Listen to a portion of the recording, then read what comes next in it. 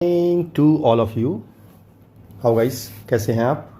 तो हमारा quadratic equations ख़त्म हो गया था। हमने दोनों सेशन ले लिए थे, क्वाड्रेटिक पूरा ख़त्म हो गया। अब हम जो चल रहे हैं, हम हायर डिग्री इक्वेशंस पे चल रहे हैं।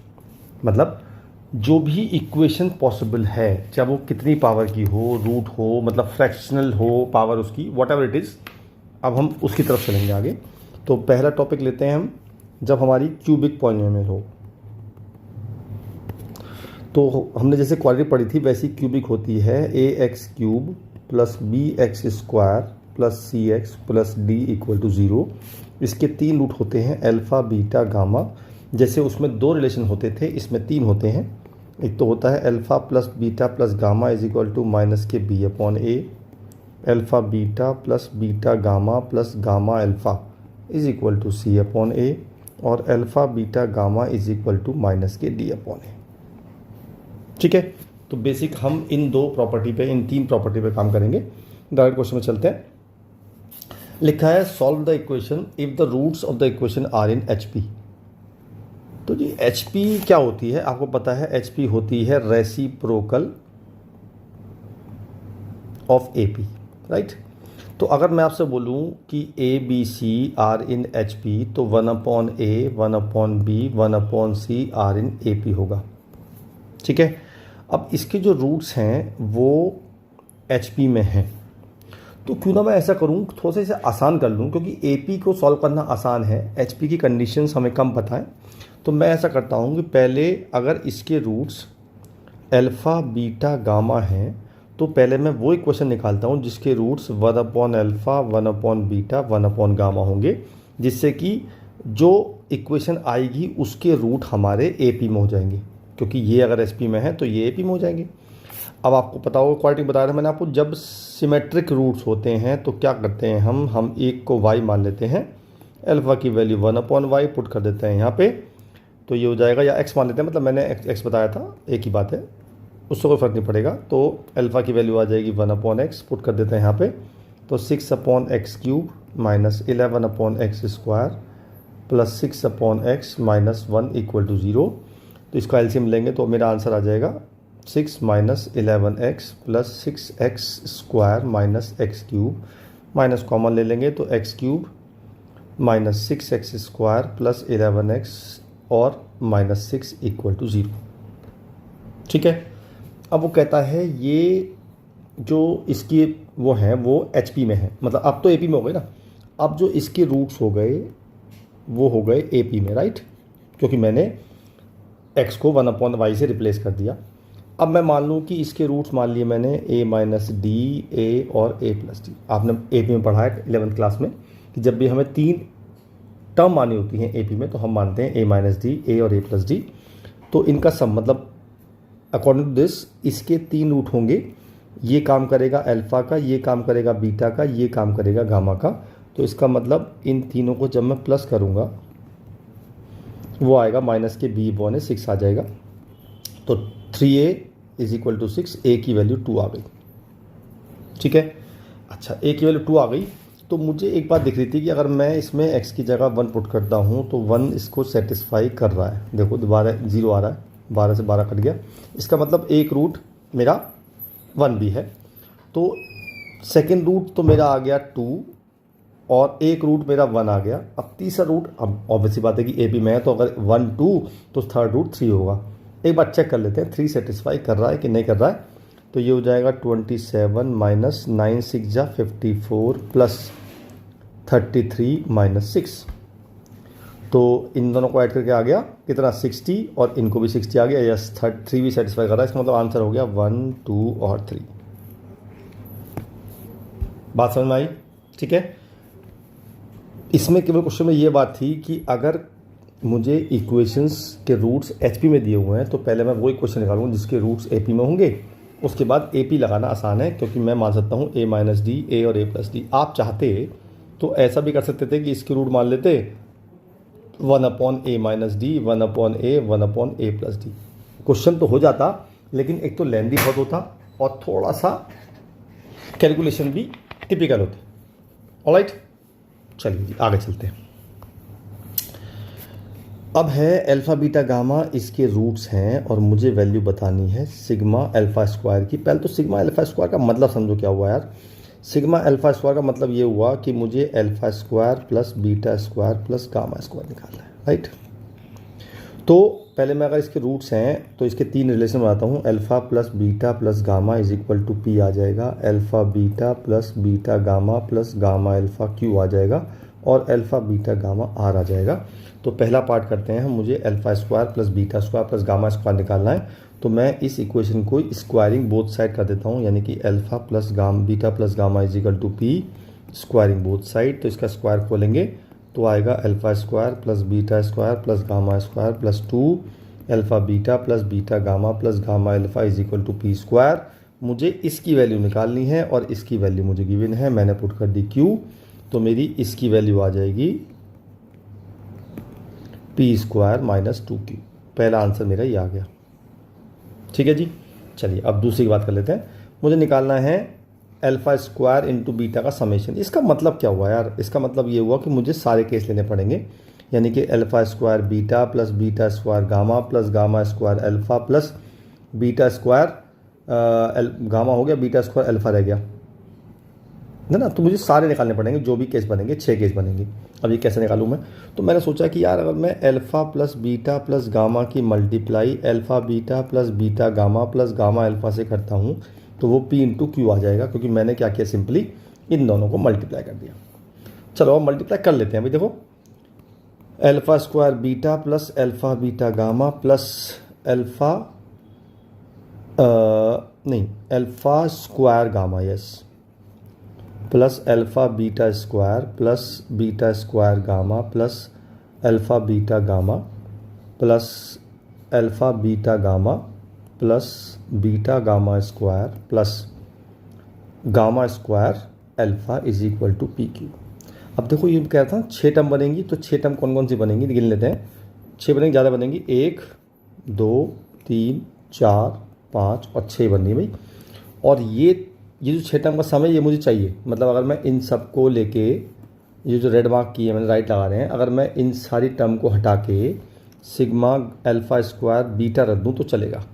अब बची क्या, एक तो ये टर्म बची, एक ये टर्म बची और एक ये टर्म बची, तो ये हो गया 3 alpha beta gamma is equal to P Q. इसकी वैल्यू मुझे पता है कितनी है, आर, पुट कर दी मैंने।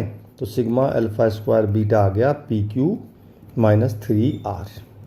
थर्ड पार्ट का आंसर आ गया, मतलब सेकंड पार्ट का। अब थर्ड पार्ट पूछ रहा है सिग्मा अल्फ़ा क्यूब, इसका मतलब मुझसे पूछ रहा है वो alpha cube plus beta cube plus gamma cube is equal to पूछ रहा है मुझसे वो। तो मेरे पास alpha plus beta plus gamma की वैल्यू है P, और मैं alpha square plus beta square plus gamma square की वैल्यू निकाल चुका। कितनी आई थी मुझे पता है आपको? ये आई थी P स्क्वायर माइनस 2Q। तो मैं क्या करता हूँ, मैं इन दोनों की मल्टीप्लाई कर देता हूँ। अच्छा, मैं ऐसा क्यों कर रहा हूँ यार? मुझे क्यूब चाहिए ना, तो क्यूब इससे और इससे आ जाएगा, बाकी टर्म देखेंगे क्या होगा। तो फिलहाल मैंने मल्टीप्लाई कर दी, तो ये कर दी मैंने multiply, alpha cube plus alpha beta square plus alpha gamma square plus beta alpha square plus beta cube plus beta gamma square plus alpha cube alpha into gamma into alpha cube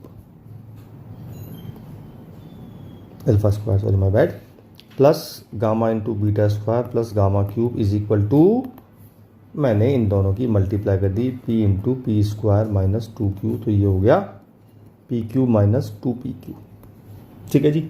अब आपको ये पता है कि यार ये जो 6 term बन रही है मेरी, 1 2 3 4 5 और 6, ये वही टर्म बन रही हैं जो यहाँ बनी थी। देखो यहाँ बनी थी ना, ये रही 1 2 3 4 5 6।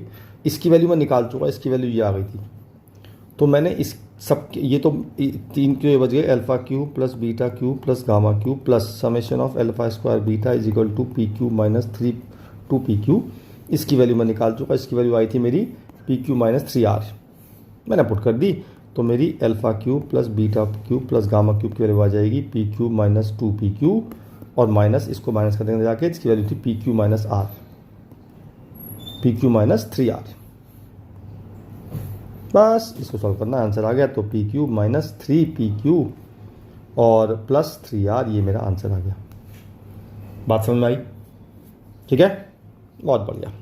अब चलते हैं अगले क्वेश्चन पे। अगला क्वेश्चन है कि मुझे अल्फ़ा बीटा गामा इसके रूट से रखे हैं और मुझे एक इक्वेशन निकालनी है जिसके रूट्स ये हों। तो देखो भाई, लग तो ये सिमेट्रिक रूट्स ही रहे हैं, लग रहे हैं ना।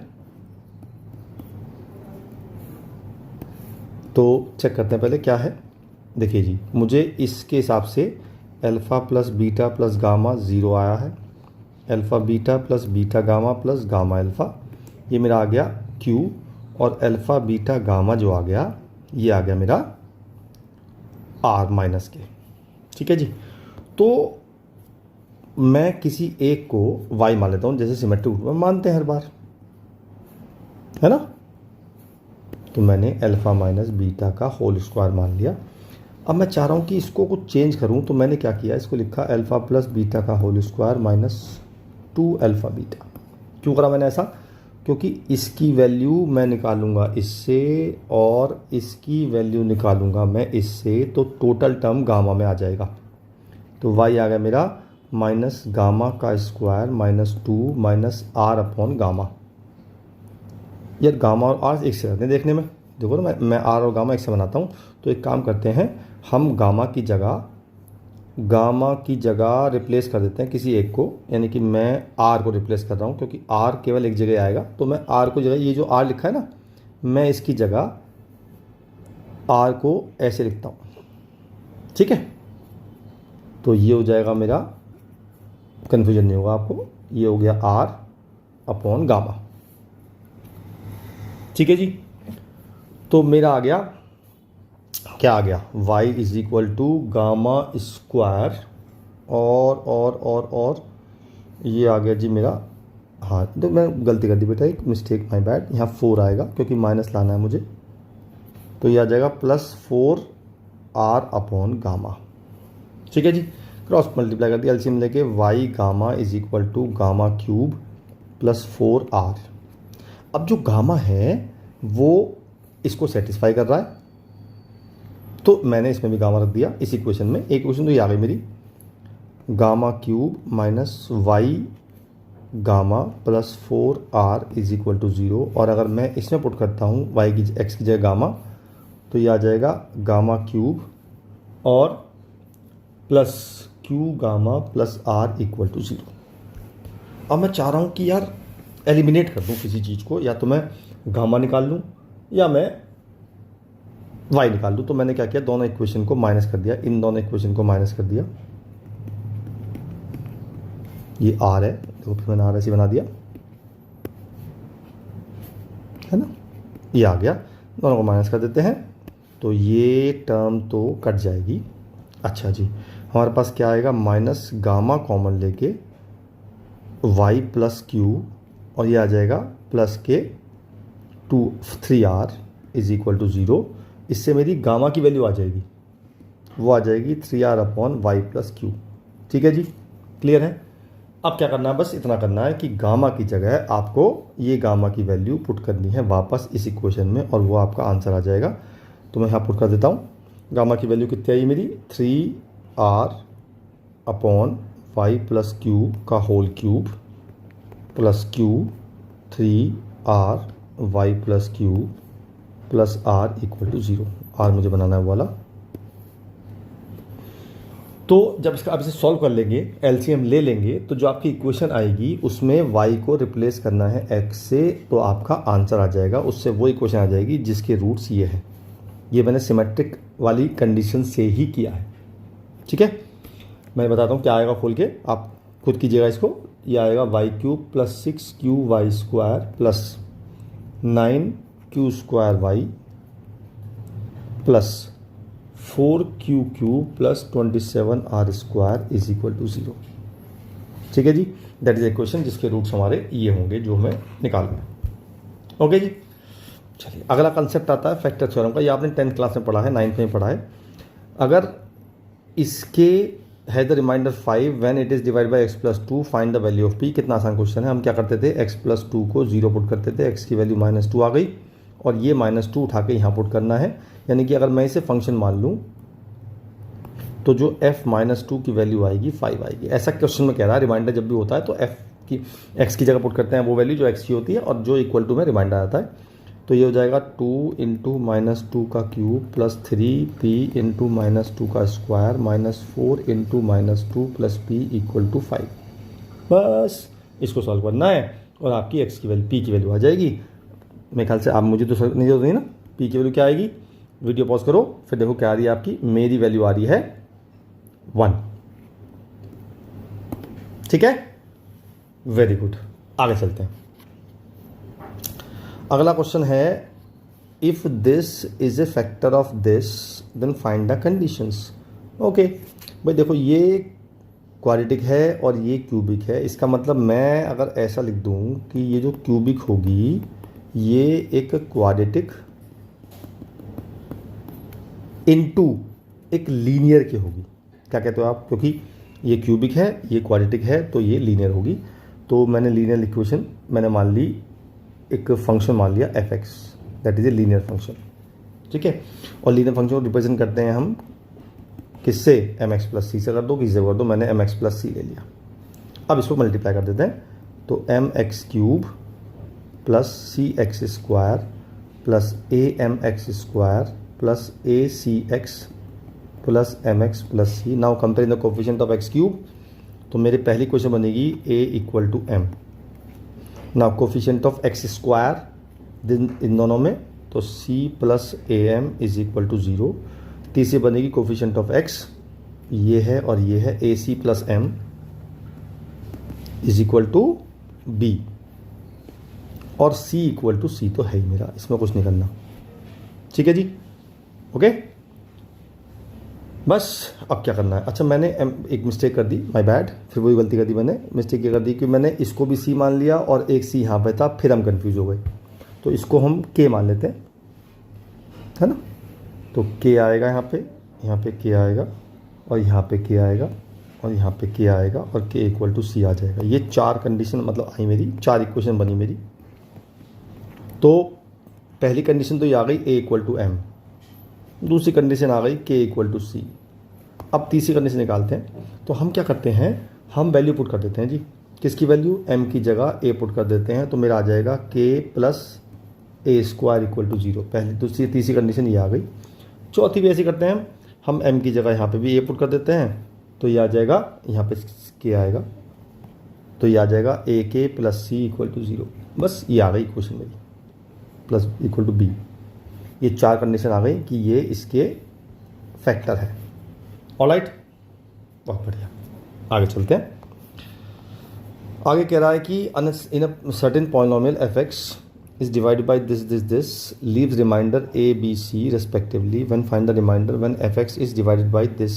चलो जी, वो कह रहा है कि जी अगर मैंने f(x) को डिवाइड किया, पहले मैंने x माइनस a से किया तो मेरा रिमाइंडर जो आया वो आया a, और x माइनस b से किया तो आया b, x माइनस c से किया तो आया c। तो जब भी ऐसा क्वेश्चन दिया करे तो आप क्या किया करो, हमारे फंक्शन को मान लिया करो k into X minus A into X minus B into X minus C plus कोई फंक्शन यानी कि जी एक्स मान लेते हैं। ठीक है जी। अब अगर मैं रिमाइंडर थ्योरम की बात करूं तो जो एफ ए आएगा वो ए के इक्वल आएगा, एफ बी जो आएगा वो बी, एफ सी जो आएगा वो सी के इक्वल आएगा। तो पहले मैं एक्स की जगह ए पुट करता हूं, तो ए और ये 0 हो जाएगा, ये टर्म पूरी 0 हो जाएगी, इक्वल टू जी ए आ जाएगा। जब मैं बी पुट करूंगा तो जी बी आ जाएगा, है ना, आ जाएगा ना। और जब मैं सी पुट करूंगा तो जी सी आ जाएगा। तो मैं ये दिख रहा हूँ कि जी ए आया, जी बी आया, जी सी आया। इसका मतलब जी एक्स क्या हो जाएगा, सिंपल सी बात है, एक्स हो जाएगा। बस यही मेरा आंसर आ गया। तो अब मेरा जो फंक्शन बन गया, मेरा फंक्शन बन गया K into X minus A into X minus B into X minus C plus X. अब मुझे इस फंक्शन को डिवाइड करना है किससे, इससे। तो रिमाइंडर क्या बचेगा, या साफ साफ दिख रहा है कि अगर मैं इस फंक्शन को इससे डिवाइड करूंगा तो ये तो पूरा कट जाएगा, रिमाइंडर केवल ये बचेगा। तो रिमाइंडर आ गया मेरा x। ठीक है, क्लियर हुई बात, क्लियर हुई, बहुत बढ़िया। अच्छा, अब कुछ क्वेश्चन क्वाड्रेटिक के ऐसे होते हैं जो केवल ग्राफ से होते हैं।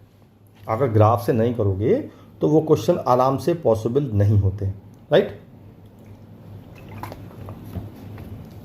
ग्राफ मैं बता चुका हूँ कि किसी भी क्वाड्रेटिक का ग्राफ होता है पॉलिनोमियल, आइदर ए, अगर पैराबोला होता है ग्राफ या तो अपवर्ड या डाउनवर्ड, अगर ए पॉजिटिव है तो अपवर्ड और ए नेगेटिव है तो डाउनवर्ड।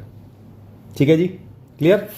चलिए, क्या कह रहा है वो कहता है जी अल्फा इस इक्वेशन का रूट है और बीटा इस इक्वेशन का रूट है। इसका मतलब अल्फा इसको सेटिस्फाई करेगा, यानी कि A square alpha square plus B alpha plus C equal to 0। Beta इसका रूट है तो A square beta square minus B beta minus C equal to 0। चलिए, ये दो इक्वेशन सेटिस्फाई कर रही हैं हमारी। अब बात करते हैं गामा इसको रूट है। ठीक है जी, तो अगर गामा इसका रूट है तो अब सोचो कि इसका जो क्वाड्रेटिक होगी ये भी एक पॉलिनोमियल होगी। तो मैं क्या करता हूं, मैं इस इक्वेशन में x की जगह पहले अल्फा पुट करता हूं। तो मैंने इसे फंक्शन मान लिया, तो मैं एफ अल्फा निकाल रहा हूं। एफ अल्फा आएगा मेरा A square alpha square plus 2b alpha plus 2c, ये मेरा अल्फा आ गया। अब मैं देख रहा हूँ कि ये पॉजिटिव आएगा या नेगेटिव आएगा। ये कैसे देख रहा हूँ मैं, ये मैंने क्या किया, मैंने यहाँ से निकाली इसकी वैल्यू, निकाल लूँ। अच्छा, इसकी वैल्यू क्या आएगी, देखो ध्यान से देखो।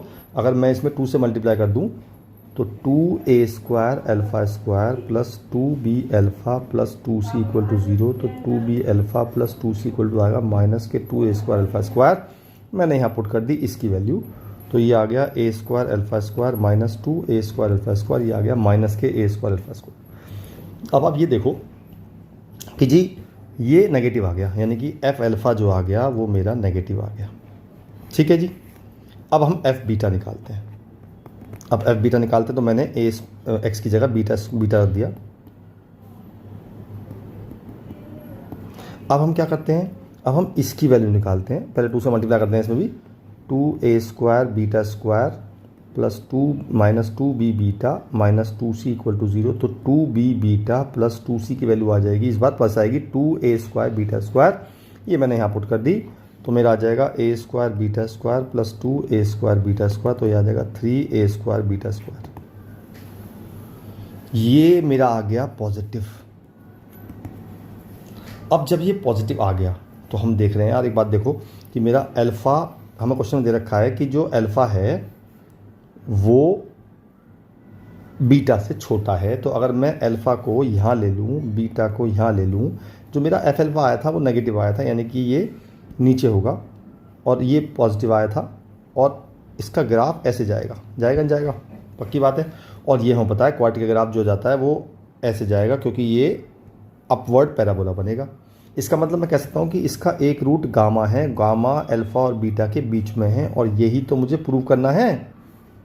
देखो, satisfy, then always satisfy gamma alpha beta के बीच में, मतलब वो कहता है कि एक रूट इसका ऐसा है जो अल्फ़ा और बीटा के बीच में है।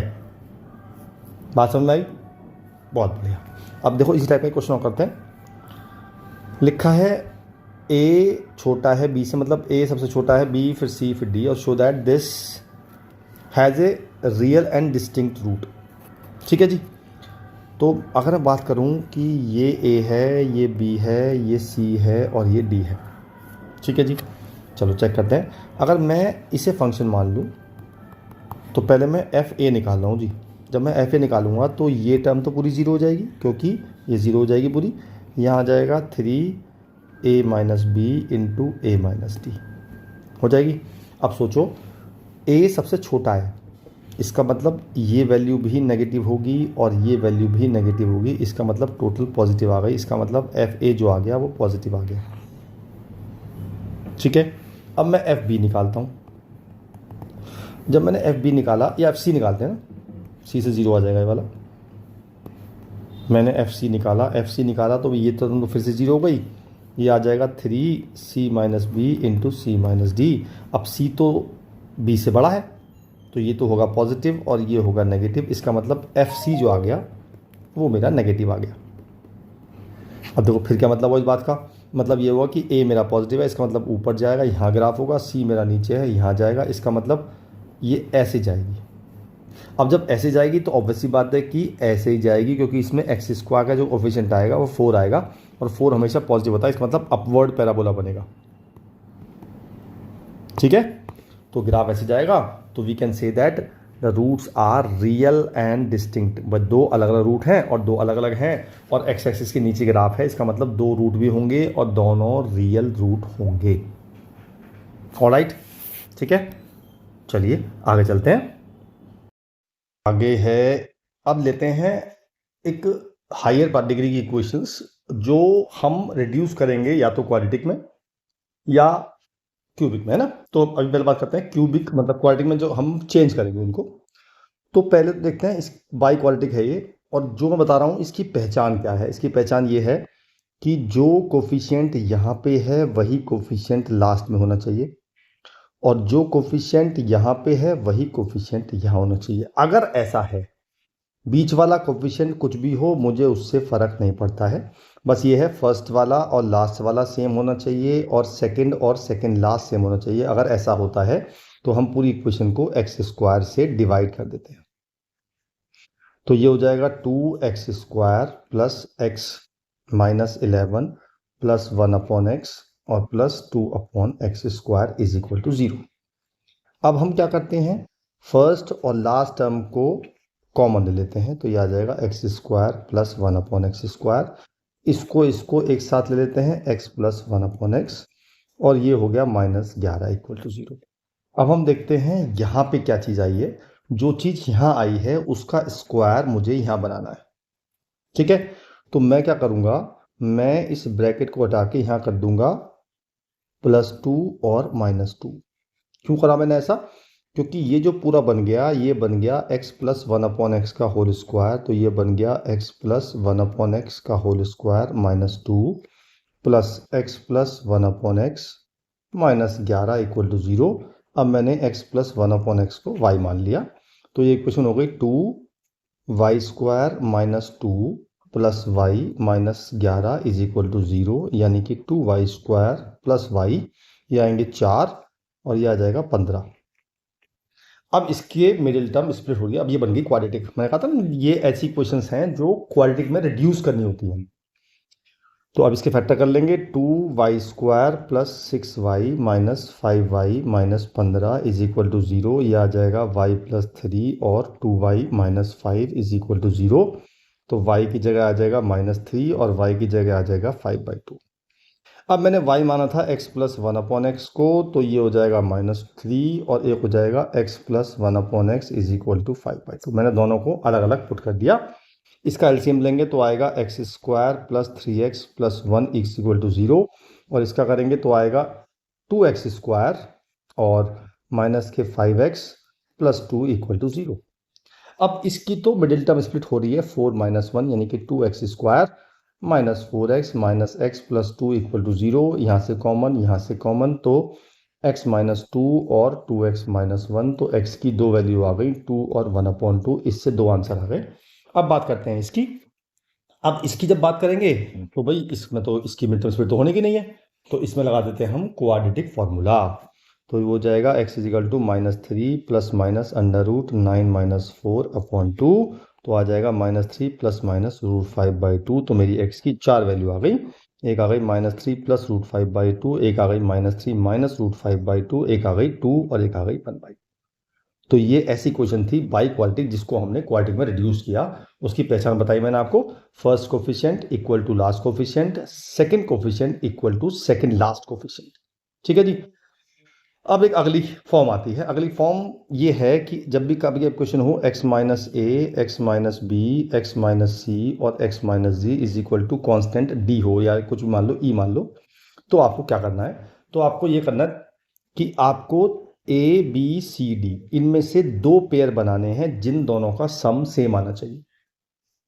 ठीक है, जैसे या तो a प्लस सी का सेम आ जाए और b प्लस जी का सेम आ जाए। तो पहले हम इस इक्वेशन को इस इक्वेशन में कन्वर्ट कर लेते हैं। यहाँ से 12 कॉमन, यहाँ से 6 कॉमन, यहाँ से 4 कॉमन, यहाँ से 3 कॉमन, तो 12 इंटू 6 इंटू 4 इंटू 3 और यहाँ आ जाएगा x minus 1/12, x minus 1/6, x minus 1/4 और x minus 1/3 is equal to 5।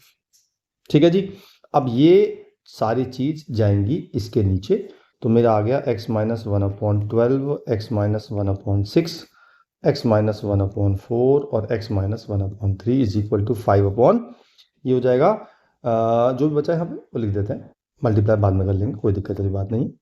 अब ये जो फॉर्म बन गई हमारी, ये वाली फॉर्म बन गई। अब मुझे ढूंढनी है दो वैल्यू, इसमें a है 1/12, b है 1/6, c है 1/4, d है 1/3। तो मैंने देखा अगर मैं 1/12 और 1/3 को प्लस करता हूँ तो आता है मेरा 12 कॉमन लेके 1 + 4 यानी कि 5/12। और जब मैं 1/6 प्लस 1/4 को ऐड करता हूँ तो भी 12 LCM 2 + 3 ये भी 5/12 है। इसका मतलब इसका और इसका सम सेम आ रहा है और इसका सम सेम आ रहा है। तो मैं क्या करूँगा, दो पेयर बना लूँगा, एक इसका और एक इसका, और एक इसका और एक इसका, और यहाँ आ जाएगा जो भी बैठा है 5/12 इंटू 6 इंटू 4 इंटू 3।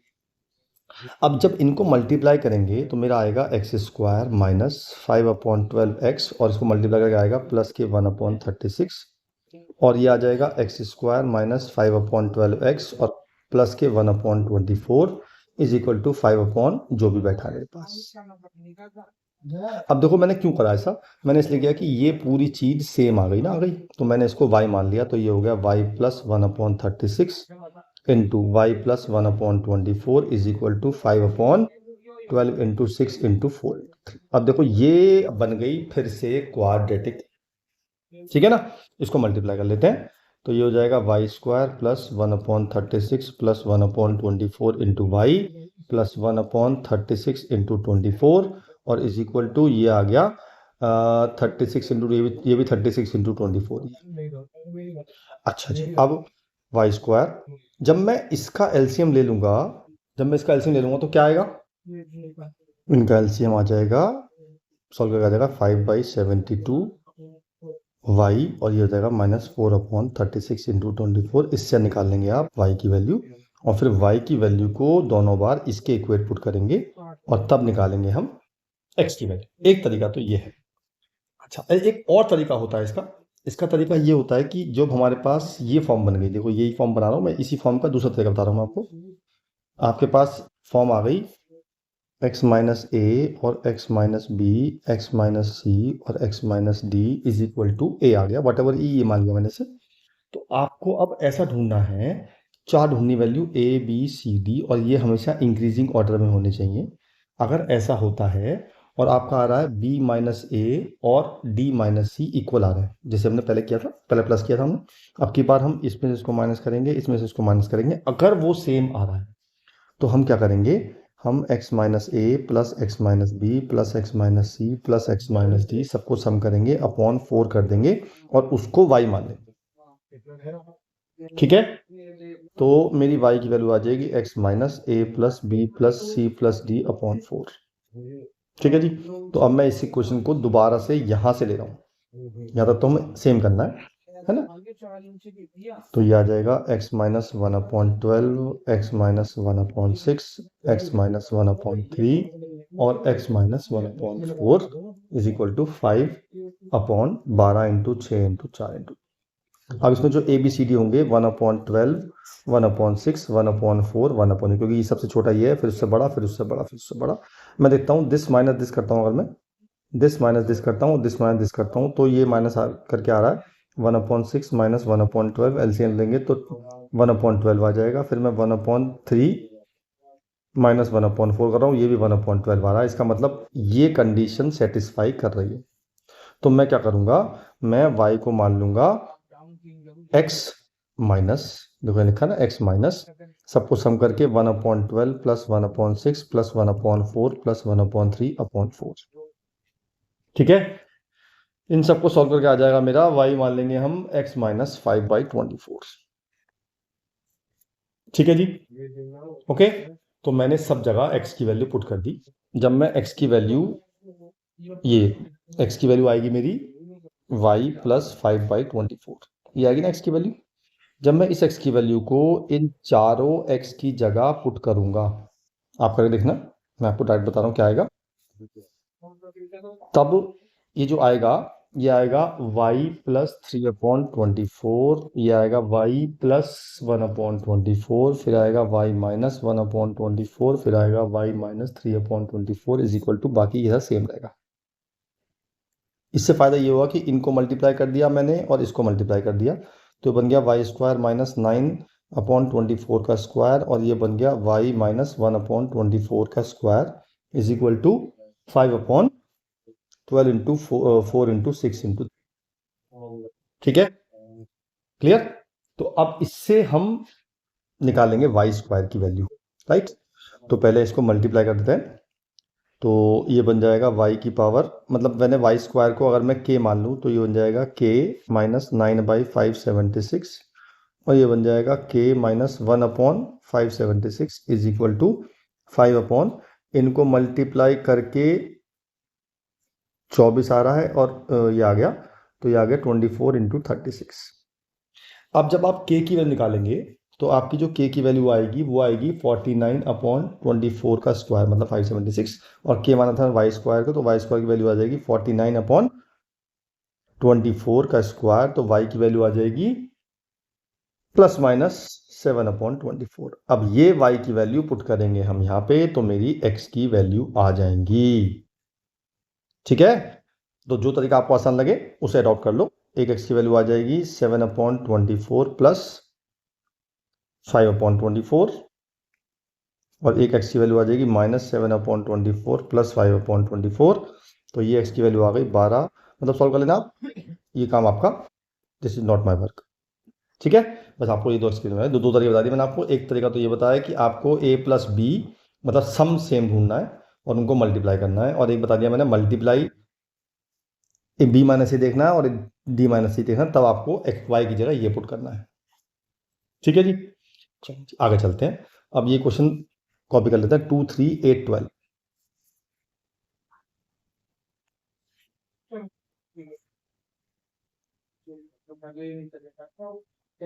ठीक है जी।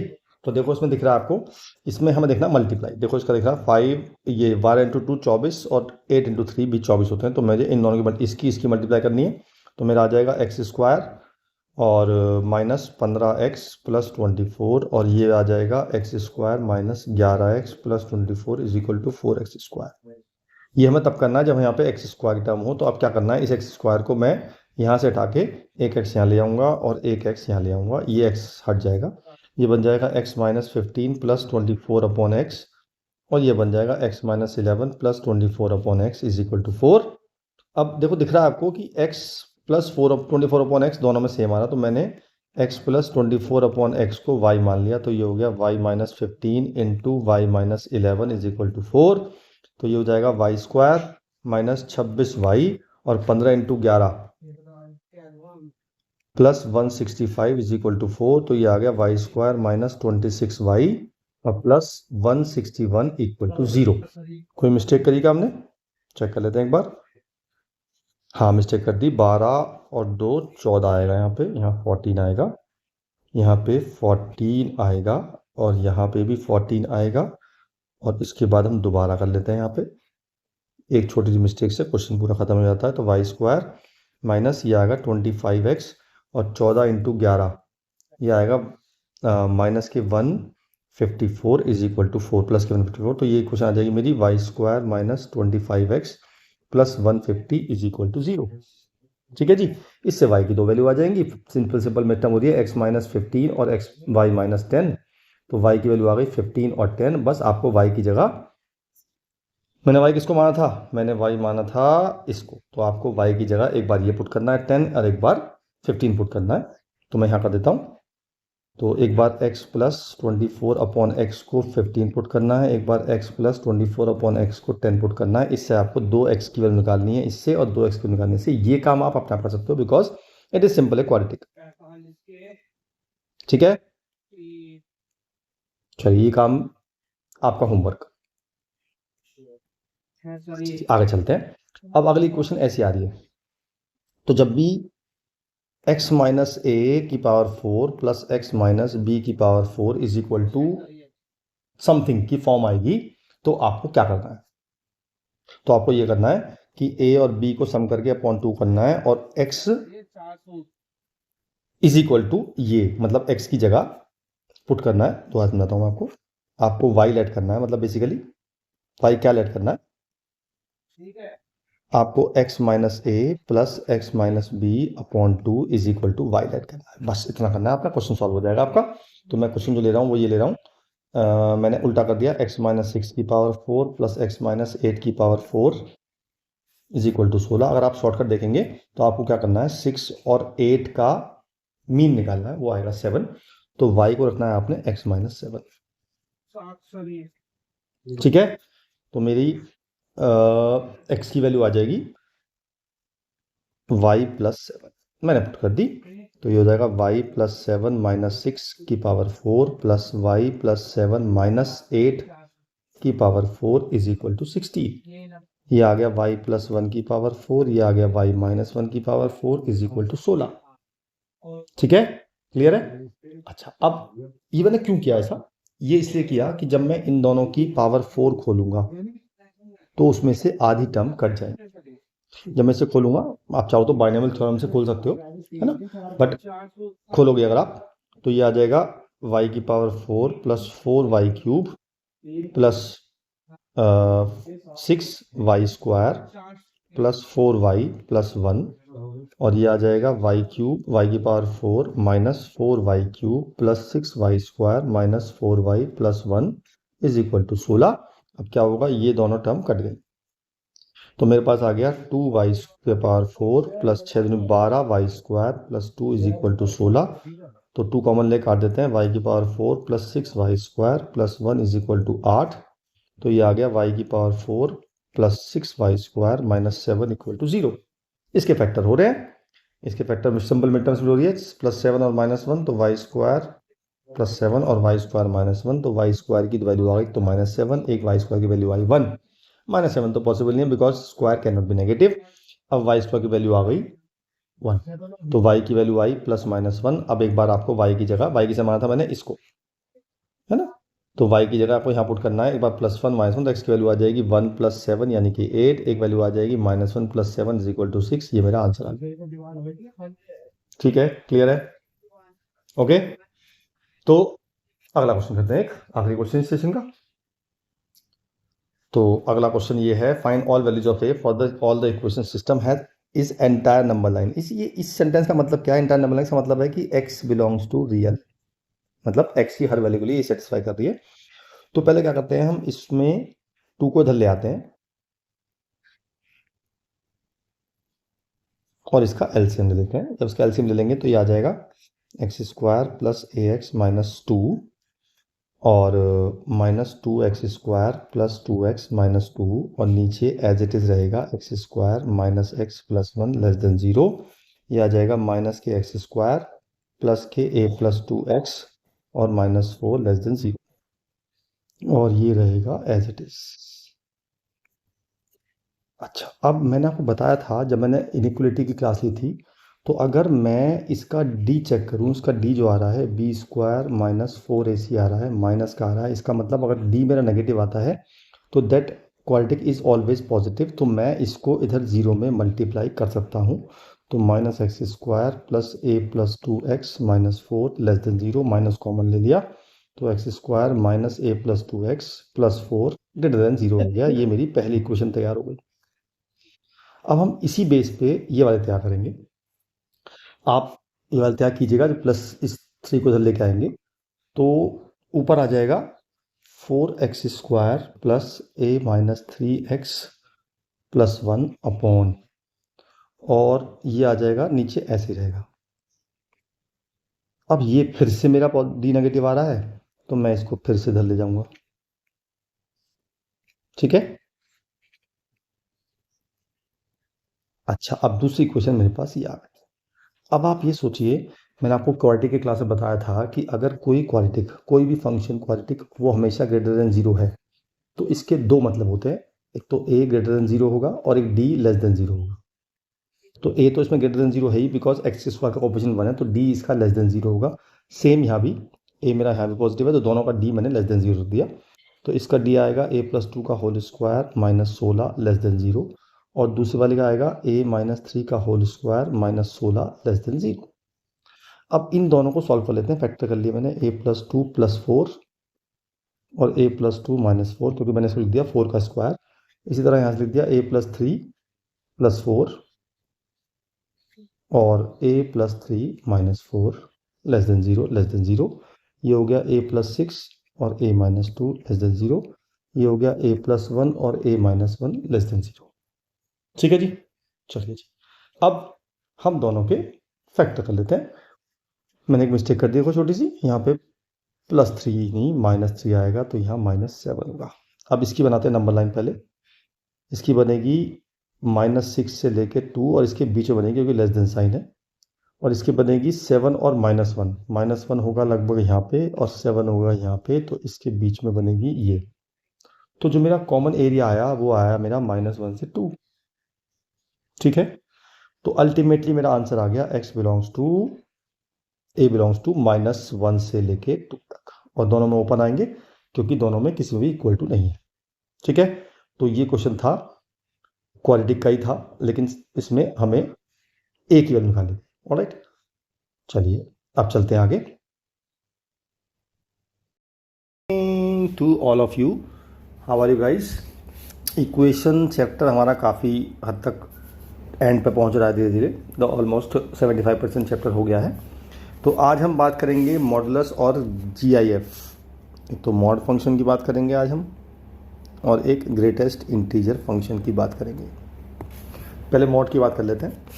देखिए, अगर आपके पास सिंगल मॉड है, मींस मान लो ये क्वेश्चन है आपके पास, और या तो इक्वल टू होगा, इक्वल टू 2 0 लेते हैं, इक्वल टू 2 ले लेते हैं, और या आपके पास ऐसा होगा कि this is less than equal to 4। मान लो ये 2 क्वेश्चन लेते हैं मैं। तो अगर सिंगल मॉड है तो बड़ा आसान होता है। अगर इक्वल टू हो तो आपको क्या करना है, मॉड को हटा के यहाँ +-2 ले लेना है। तो एक बार +2 लेंगे और एक बार -2 लेंगे, तो एक बार तो वैल्यू आ जाएगी 4 और एक बार x की वैल्यू आ जाएगी 0। ये 2 आंसर आ गए अगर आपके पास इक्वल टू है तो।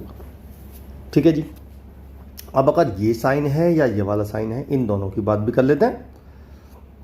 मान लीजिए आपके पास x-2 less than equal to 4 है और एक x-2 greater than equal to 4 है। तो आपने कुछ नहीं करना है, इसका मॉड हटाना है और ये वाला साइन आपको यहाँ भी लगाना है, यहाँ भी लगाना है। जो ये वैल्यू है ये एज इट इज़ यहाँ आएगी और इसका नेगेटिव यहाँ आएगा। सेम चीज़ यहाँ लगेगी, x-2, ये वाला सेम साइन आपको यहाँ भी लगाना है, यहाँ भी लगाना है। ये वैल्यू एज इट इज़ यहाँ आएगी, इसका नेगेटिव यहाँ आएगा। बस इसको सॉल्व करना है। तो पहले मैं क्या करूँगा, इस 2 को इधर भी ले जाऊँगा और इधर भी ले जाऊँगा। तो मेरा आ जाएगा x less than equal to, यहाँ पे तो आ जाएगा 6 और यहाँ पे आ जाएगा -2। ये मेरा आंसर आ गया। ऐसे यहाँ कर दूँगा, तो मैं इसको इधर ले जाऊँगा, तो मेरा आ जाएगा x greater than equal to 6 और लेस देन इक्वल टू -2। ठीक है जी, क्लियर हुआ अगर सिंगल मॉड होगा तो। अच्छा, डबल मॉड या ट्रिपल मॉड होगा तो कंडीशन अलग होती है। एक क्वेश्चन हम ले लेते हैं ट्रिपल मॉड पे। मान लीजिए क्वेश्चन आ गया मेरे पास ये, इसमें 3 मॉड हैं। तो जब भी 2 या 1-2 से ज़्यादा मॉड आएंगे तो क्या करेंगे आप सबसे पहले जो मॉड के अंदर है उन तीनों को अलग अलग 0 पुट करेंगे। 2 होंगे तो 2, 3 होंगे तो 3। तो मेरी x की 3 वैल्यू आ रही है, 1 आ रही है, 7 आ रही है और 2 आ रही है ना। आपकी भी आ रही होगी। अब आपको क्या करना है, एक नंबर लाइन क्रिएट करनी है और आपको ये वैल्यूज़ एक नंबर लाइन पे शो कर देनी है। अब आपके पास पहला ऑप्शन ये होगा, दूसरा ऑप्शन ये होगा, तीसरा ऑप्शन ये होगा, चौथा ऑप्शन ये होगा, 5वां ऑप्शन ये होगा, छठा ऑप्शन ये होगा और 7वां ऑप्शन ये होगा। तो इन 7 पे अलग अलग चेक करेंगे। सपोज करो मैंने लिया पहले x लेस देन 1, पहला केस ले रहा हूँ मैं। जब मैंने x लेस देन 1 लिया तो मैंने देखा कि ये वैल्यू क्या होगी, नेगेटिव या पॉजिटिव। सोच के बताओ।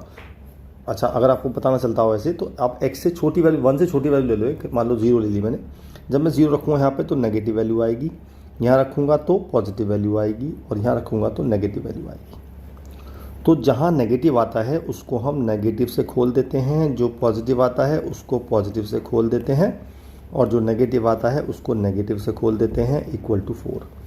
खोलने का मतलब ये होता है कि मॉड को आपने हटाना है, और जो साइन आपका यहाँ लिखा है उस साइन को आपने मॉड से पहले लगा के मॉड को हटा देना है।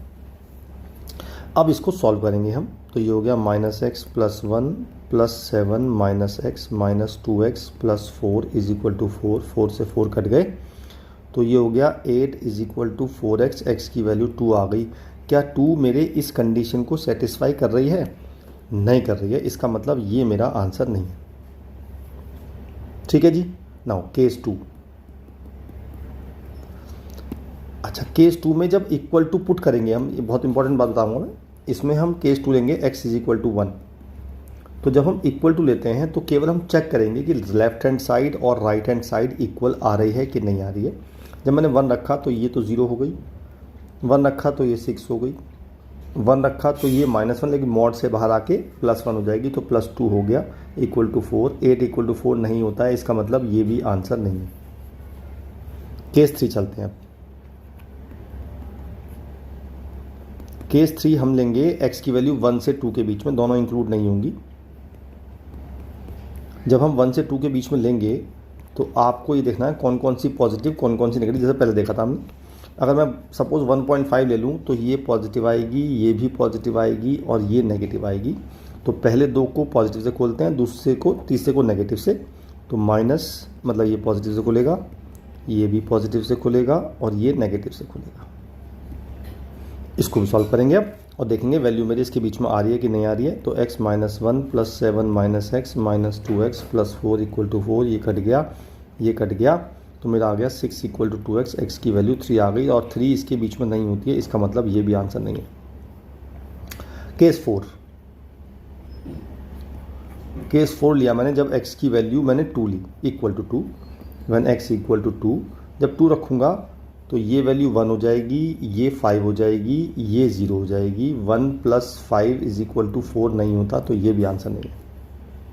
ठीक है, क्लियर है। आगे चलते हैं। केस 5। अब लेंगे हम x की वैल्यू 2 से 7 के बीच में।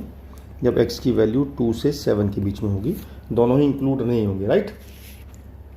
तो ये वैल्यू बताता हूँ क्या क्या होगा। 2 से 7 के बीच में ये पॉजिटिव होगी, ये पॉजिटिव होगी, और ये भी पॉजिटिव होगी। तो तीनों को पॉजिटिव से खोल देते हैं। तो मेरा आ जाएगा x - 1 + 7 - x + 2x - 4 = 4, ये इससे कट गया। तो मेरा आ गया 2x = 8 - 6 = 2 आ गया। x की वैल्यू 1 आ गई, और 1 मेरी इसके बीच में नहीं है, इसका मतलब ये वाला भी आंसर नहीं है। ठीक है, क्लियर हुई बात? बहुत बढ़िया, आगे चलते हैं। अब चलते हैं केस 6 पे। इसमें हम ये देखते हैं x की वैल्यू 7 रखते हैं। जब हम x की वैल्यू 7 रखेंगे तो हमें केवल पुट करके चेक करनी है। ये आ जाएगा 6, ये आ जाएगा 0, और ये आ जाएगा 5 × 2 10। तो 6 + 10 = 4 नहीं होता, तो ये भी आंसर नहीं है। नाउ लास्ट केस लेंगे, 7th केस। जब x की वैल्यू लेंगे हम 7 से बड़ी। जब 7 से बड़ी लेंगे तो हमारा क्या क्या होगा, चेक कर लेते हैं एक बार। ये होगा पॉजिटिव, ये होगा नेगेटिव, ये होगा पॉजिटिव। खोल देते हैं। पहला वाला पॉजिटिव, दूसरा वाला नेगेटिव, और तीसरा वाला पॉजिटिव, = 4। इसको सॉल्व कर लेते हैं। x - 1 - 7 + x + 2x - 4 = 4। तो ये 2 2 2 4 हो गए। 4x = 8 + 8 16। x की वैल्यू आ गई 4। क्या 4 इसको सेटिस्फाई कर रही है? बिल्कुल नहीं कर रही है। तो मेरे सारे केस में कोई वैल्यू सेटिस्फाई नहीं कर रही है। इट मीन्स इस इक्वेशन के हो गए नो सॉल्यूशन। अगर कोई भी सेटिस्फाई करती है तो हम उसी को आंसर ले लेते हैं। इसे कहते हैं डबल मॉड या ट्रिपल मॉड। ऐसे ही सॉल्व करना है हमेशा, ठीक है। अच्छा जी, अब मॉड की कुछ प्रॉपर्टी बताता हूँ मैं आपको। अगर कभी आपको ये गिवन हो कि G mod f(x) is equal to F X दे रखा है, तो हम इसका लेंगे F X is always greater than equal to 0। और अगर मॉड एफ एक्स मुझे दे रखा है माइनस ऑफ एफ एक्स, तो हम लिखेंगे एफ एक्स को लेस देन इक्वल टू 0। ये दो नोट कर लीजिए, वीडियो पॉज करो, नोट करो पहले, फिर चलते हैं इसके क्वेश्चन पे। अब देखिए आपको सिर्फ साफ साफ दे रखा है कि ये पूरा एक फंक्शन है और ये माइनस ऑफ दिस फंक्शन के इक्वल दे रखा है। इसका मतलब मैं क्या करूँगा, मैं ये करूँगा कि मैं इस पूरे फंक्शन को less than equal to 0 put कर दूंगा ना। अब इसके फैक्टर कर लेते हैं। इसके फैक्टर 6 2 जा हो रहे हैं, इसके 7 3 जा हो रहे हैं, यानी कि x माइनस 2 और x माइनस 6, और ये हो जाएगा x माइनस 7 और x minus 3 less than equal to 0। बस अब तो पता ही आपको नंबर लाइन बनानी है, तो ये हो जाएगी 2 3 6 7। अब साइन लगाते हैं, plus minus plus minus plus, मुझे चाहिए लेस देन 0, तो ये और ये आ गया, तो मेरी x की वैल्यू आ गई 2 से 3 यूनियन 6 से 7। अच्छा जी, अब बात करते हैं कहाँ कहाँ ओपन आएगा, कहाँ कहाँ क्लोज आएगा। जब इनइक्वलिटी के मैंने एक लेक्चर लिया था, उसमें बताया था मैंने कि जो वैल्यू ऊपर से आती है उस पर क्लोज आता है। इसका मतलब 6 पे और 2 पे क्लोज आएगा और 3 और 7 पे ओपन आएगा, तो कोई वैल्यू नीचे वाली इक्वल टू नहीं हो सकती। ठीक है जी, आगे चलते हैं। अगला कंसेप्ट देते हैं आपको, फिर नोट करो एक बात। अगर कभी आपको एक फंक्शन दिया हुआ है उस पर मॉड है प्लस दूसरा फंक्शन दिया हुआ है, इसे जी एक्स ले लेते हैं, सेम नहीं लेते, और वो equal to mod of f x plus g x के दे रखा है, तो इस केस में f x into g x is always greater than 0 equal to 0, ये लेते हैं अगर हमें ऐसा कुछ गिवन हो तो। ठीक है, क्लियर है? चलो बहुत बढ़िया, इस पर क्वेश्चन ले लेते पहले।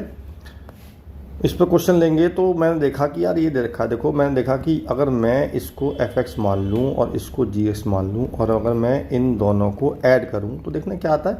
अगर मैं इसका एलसीएम लूँगा तो वो आ जाएगा x plus x square minus x, ये कट जाएगा तो ये आ जाएगा x square upon x minus 1। तो अब मैं स्क्वायर पे मॉड लगाऊं या ना लगाऊं कोई फ़र्क नहीं पड़ेगा। इसका मतलब अगर मैं इसको एफ एक्स मान लूँ और इसको जी एक्स मान लूँ तो ये मेरा बैठा हुआ है F x plus g x. तो मैंने क्या कहा था, जब भी ऐसे दिया हो तो क्या करेंगे हम, f x into g x is greater than equal to 0, बस रख देते हैं। तो मैंने क्या किया, एफ एक्स निकाला, जी एक्स निकाला, तो एफ एक्स है मेरा x अपॉन एक्स माइनस 1 और जी एक्स है मेरा खाली x, इसको मल्टीप्लाई कर दिया ग्रेटर देन इक्वल टू 0, तो x square upon x minus 1 greater than equal to 0। बस फिर नंबर लाइन, दो वैल्यू आ रही हैं 0 1। अब ये इवन पावर है तो यहाँ साइन चेंज नहीं होगा, ऐसे हो गया ग्रेटर देन 0, तो 1 से इन्फिनिटी, तो मेरी x की वैल्यू आ गई 1 से इन्फिनिटी। ठीक है, और 1 इंक्लूड नहीं होगा। लेकिन मैंने आपसे पहले भी तब भी कहा था कि अगर यहाँ पे इक्वल टू है तो इस वैल्यू पे भी 0 आ रहा है, तो मैं यूनियन में 0 लूँगा कर्ली ब्रैकेट में। बात समझ आई? क्लियर है? बिल्कुल, बहुत बढ़िया। आगे चलते हैं।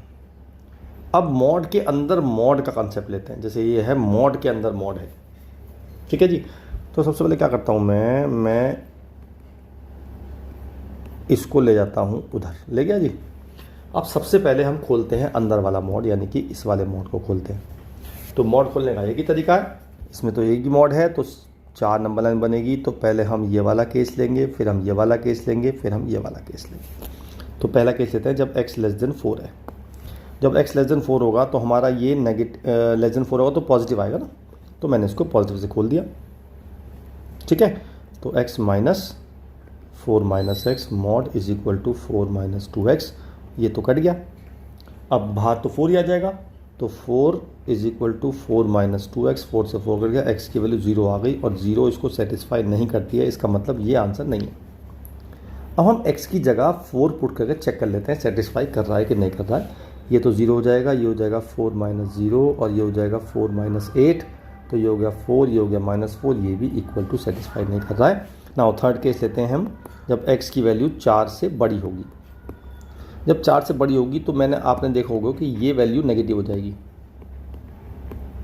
ये वैल्यू नेगेटिव हो जाएगी, तो इसको नेगेटिव से खोलेंगे तो x प्लस हो जाएगा 4 माइनस एक्स, हम सही चल रहे थे? नहीं, हमने सही नहीं किया ना। ये क्वेश्चन में माइनस था, तो जब मैंने x की वैल्यू 4 से छोटी ली तो ये पॉजिटिव हो गया। ठीक है ठीक है ठीक है ठीक है, अब ये प्लस हो जाएगा, लेकिन हमने यहाँ प्लस नहीं हो जाएगा, देखो मिस्टेक कर दी हमने, यहाँ पे प्लस हो जाएगा। वी डिड ए मिस्टेक, तो यहाँ हो जाएगा 4 प्लस x। ठीक है, तो ये हो जाएगा 2x minus 4 is equal to 4 minus 2x। अब आपको दिख रहा है 2x minus 4 is equal to minus के 2x माइनस 4। अभी मैंने बताया आपको कि जब कभी फंक्शन, कहाँ बताया मैंने आपको अभी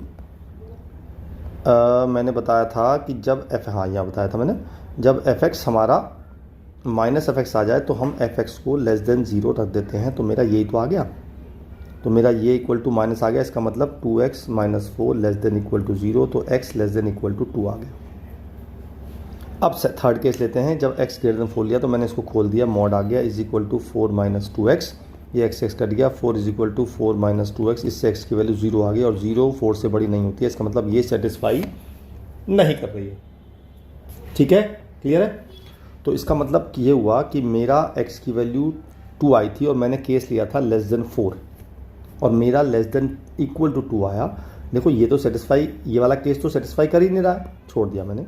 ये भी सेटिस्फाई नहीं कर रहा है, ये भी छोड़ दिया मैंने। तो मैंने जब एक केस लिया था x less than equal to less than 4 लिया था, तब मेरा आंसर आया x less than equal to 2। तो इन दोनों में से कॉमन ले लेंगे हम। कॉमन कैसे लेंगे? मैंने बताया था, नंबर लाइन बनाएंगे 2 4, 2 से बराबर है और छोटा है, 4 से भी छोटा है, तो अल्टीमेटली आ गया 2 से छोटा। तो मेरा आंसर आ गया माइनस इन्फिनिटी से 2। ये इस क्वेश्चन का आंसर हो गया। क्लियर हुई बात? ठीक है, ये हमारा लेस देन इक्वल टू क्यों आया था ये देखना चाह रहा हूँ मैं। हाँ ठीक है, ये आया था, तो ये तो इक्वल हो ही गया, मॉड हमारा ये आ गया, तो ये ठीक, बिल्कुल ठीक। चलिए जी, आगे चलते हैं।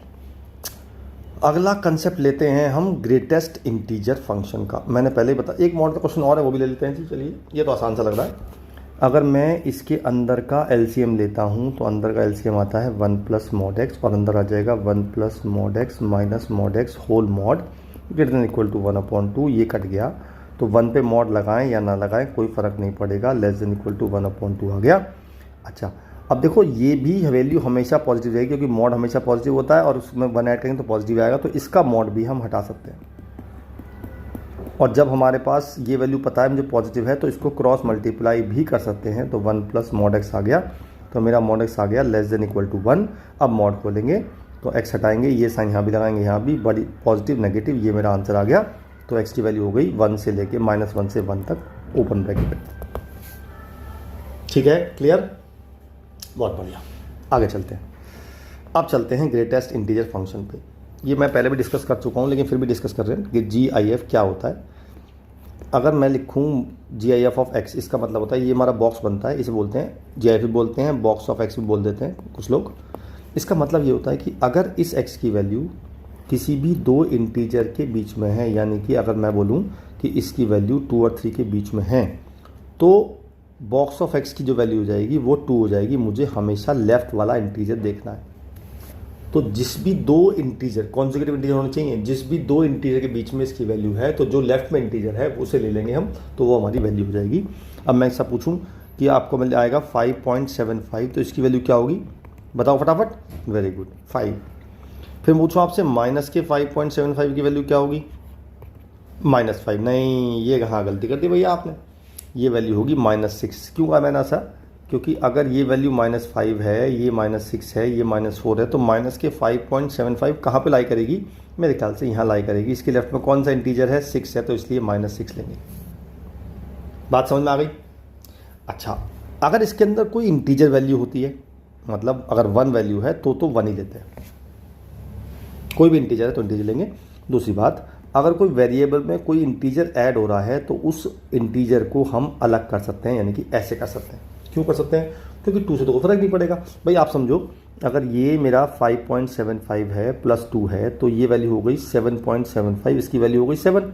और अगर मैं इसे अलग अलग कर दूँ 5.75 और +2, तब भी 5 + 2 7 आएगी। तो अगर हम इंटीजर ऐड करते हैं तो उसको हम अलग कर सकते हैं ग्रेटेस्ट इंटीजर फंक्शन में। ठीक है जी, चलिए इस पे बेस क्वेश्चन ले लेते हैं। तो पहला क्वेश्चन लिया मैंने कि ये इंटीग्रल पार्ट कहते हैं जीआईएफ को, और मुझे वैल्यू बतानी है इसकी। ठीक है जी, तो आपको दिख रहा होगा ये वैल्यू 0.25 है। अब ये वैल्यू जो है भाई ये 1/200 ऐड होगा इसमें। तो आप ये सोचो कि अगर मैं इसमें 0.75 से कम ऐड करूंगा तो इस पूरे की वैल्यू 0 हो जाएगी। क्यों हो जाएगी? क्योंकि ये वैल्यू जो आएगी, अगर ये वैल्यू इससे छोटी है तो इस पूरा का टोटल जो है वो लेस देन 1.0 आएगा, तो वो वैल्यू 0 हो जाएगी। अब सोचो कि ये 0.75 वैल्यू कब आएगी? 3/100, 3/200, वो कैसे ऐड करते हैं? 1/200 पहली दूसरी टर्म है, पहली टर्म 0 है, फिर है 1/100, फिर है 3/200, बेसिकली यहाँ पर 2/200 कर देते हैं, फिर है 4/200, फिर है ऐसे चलते रहते हैं। तो पहले हमें देखना है कि 0.75 जो वैल्यू होगी वो पहली वैल्यू कब आएगी। ठीक है, तो 0.75 को अगर मैं नीचे 200 बनाऊँ तो 200 से मल्टीप्लाई अगर मैं 200 से डिवाइड कर दूँ तो ये आ गया 150/200, यानी कि जो 150/200 वैल्यू होगी वो हमारी 0.75 की इक्वल होगी, और अगर 0.75 की इक्वल हो गई तो इस पूरे की वैल्यू हो जाएगी 1। इसका मतलब ये हुआ कि मैं 1/4 से लेके 1/4 प्लस 149/200 ये सब तो 0 हो गया, प्लस 1/4 प्लस 150/200 इसकी वैल्यू 1 हो गई। अच्छा, अब सोचते हैं आगे लास्ट हमारा क्या है। भाई 0.25 तो ये चल ही रहा है। अब सोचो कि इसकी वैल्यू कितनी है। इसकी वैल्यू अप्रॉक्सीमेटली 1 है, तो अगर 1 भी है तो भी तो इसकी वैल्यू 1 ही होगी। इसका मतलब ये हुआ कि 150 से लेके 199 तक सबकी वैल्यू 1 ही होनी है। तो ये 150 से लेके 199 तक कितनी टर्म हो गई? ये हो गई 50 टर्म। इसका मतलब मेरा आंसर आ गया 50। ओरल क्वेश्चन है, आराम से हो गया। बात समझ में आई? ठीक है, बहुत बढ़िया। ये कर लेते हैं क्वेश्चन। इस पे लिखा है लेट ए इंटीजर फंक्शन, ठीक है, और एक्स वाई सेटिस्फाई कर रहे हैं इससे, तो साइमल्टेनियसली डिटरमाइन x + y बताना। चलो बता देते हैं जी। तो पहला इक्वेशन कह रही है y = 2 बॉक्स ऑफ x + 3, दूसरी कह रही है y = 3 बॉक्स ऑफ x - 2। तो मैंने आपसे कहा था कि हम इसमें से बॉक्स ऑफ x - 2 को अलग कर सकते हैं, तो ये हो जाएगा 3 बॉक्स ऑफ x - 6 y = 2। तो हमने क्या किया, इसको इसके इक्वल पुट कर दिया क्योंकि दोनों y हैं। 2 box of x + 3 = 3 box of x - 6, ये जगह प्लस हो गया, 9 = बॉक्स ऑफ x आ गया। अब बॉक्स ऑफ x 9 आ गया, तो मैंने बॉक्स ऑफ x की वैल्यू यहाँ पुट कर दी, तो y की वैल्यू आ गई 2 × 9 + 3 यानी 21 आ गई y की वैल्यू। ठीक है, जब y की वैल्यू 21 आ गई तो मैंने पुट कर दी वैल्यू। भाई मैंने क्या किया, मुझे निकालना था बॉक्स ऑफ x + y, तो मैंने y की वैल्यू पुट कर दी। मुझे x की वैल्यू नहीं पता अभी, तो 21 पुट कर दिया। अब मैंने कहा था इसको अलग अलग कर सकते हैं, इसको मैंने अलग कर लिया, और इसकी वैल्यू मुझे पता है कितनी है, 9। तो मेरा आंसर आ गया 9 + 21 = 30। तो मेरी इसकी वैल्यू आ गई, वो आ गई 30। ठीक है, ओके, चलो चलते हैं आगे। अब टॉपिक है लीस्ट इंटीजर फंक्शन।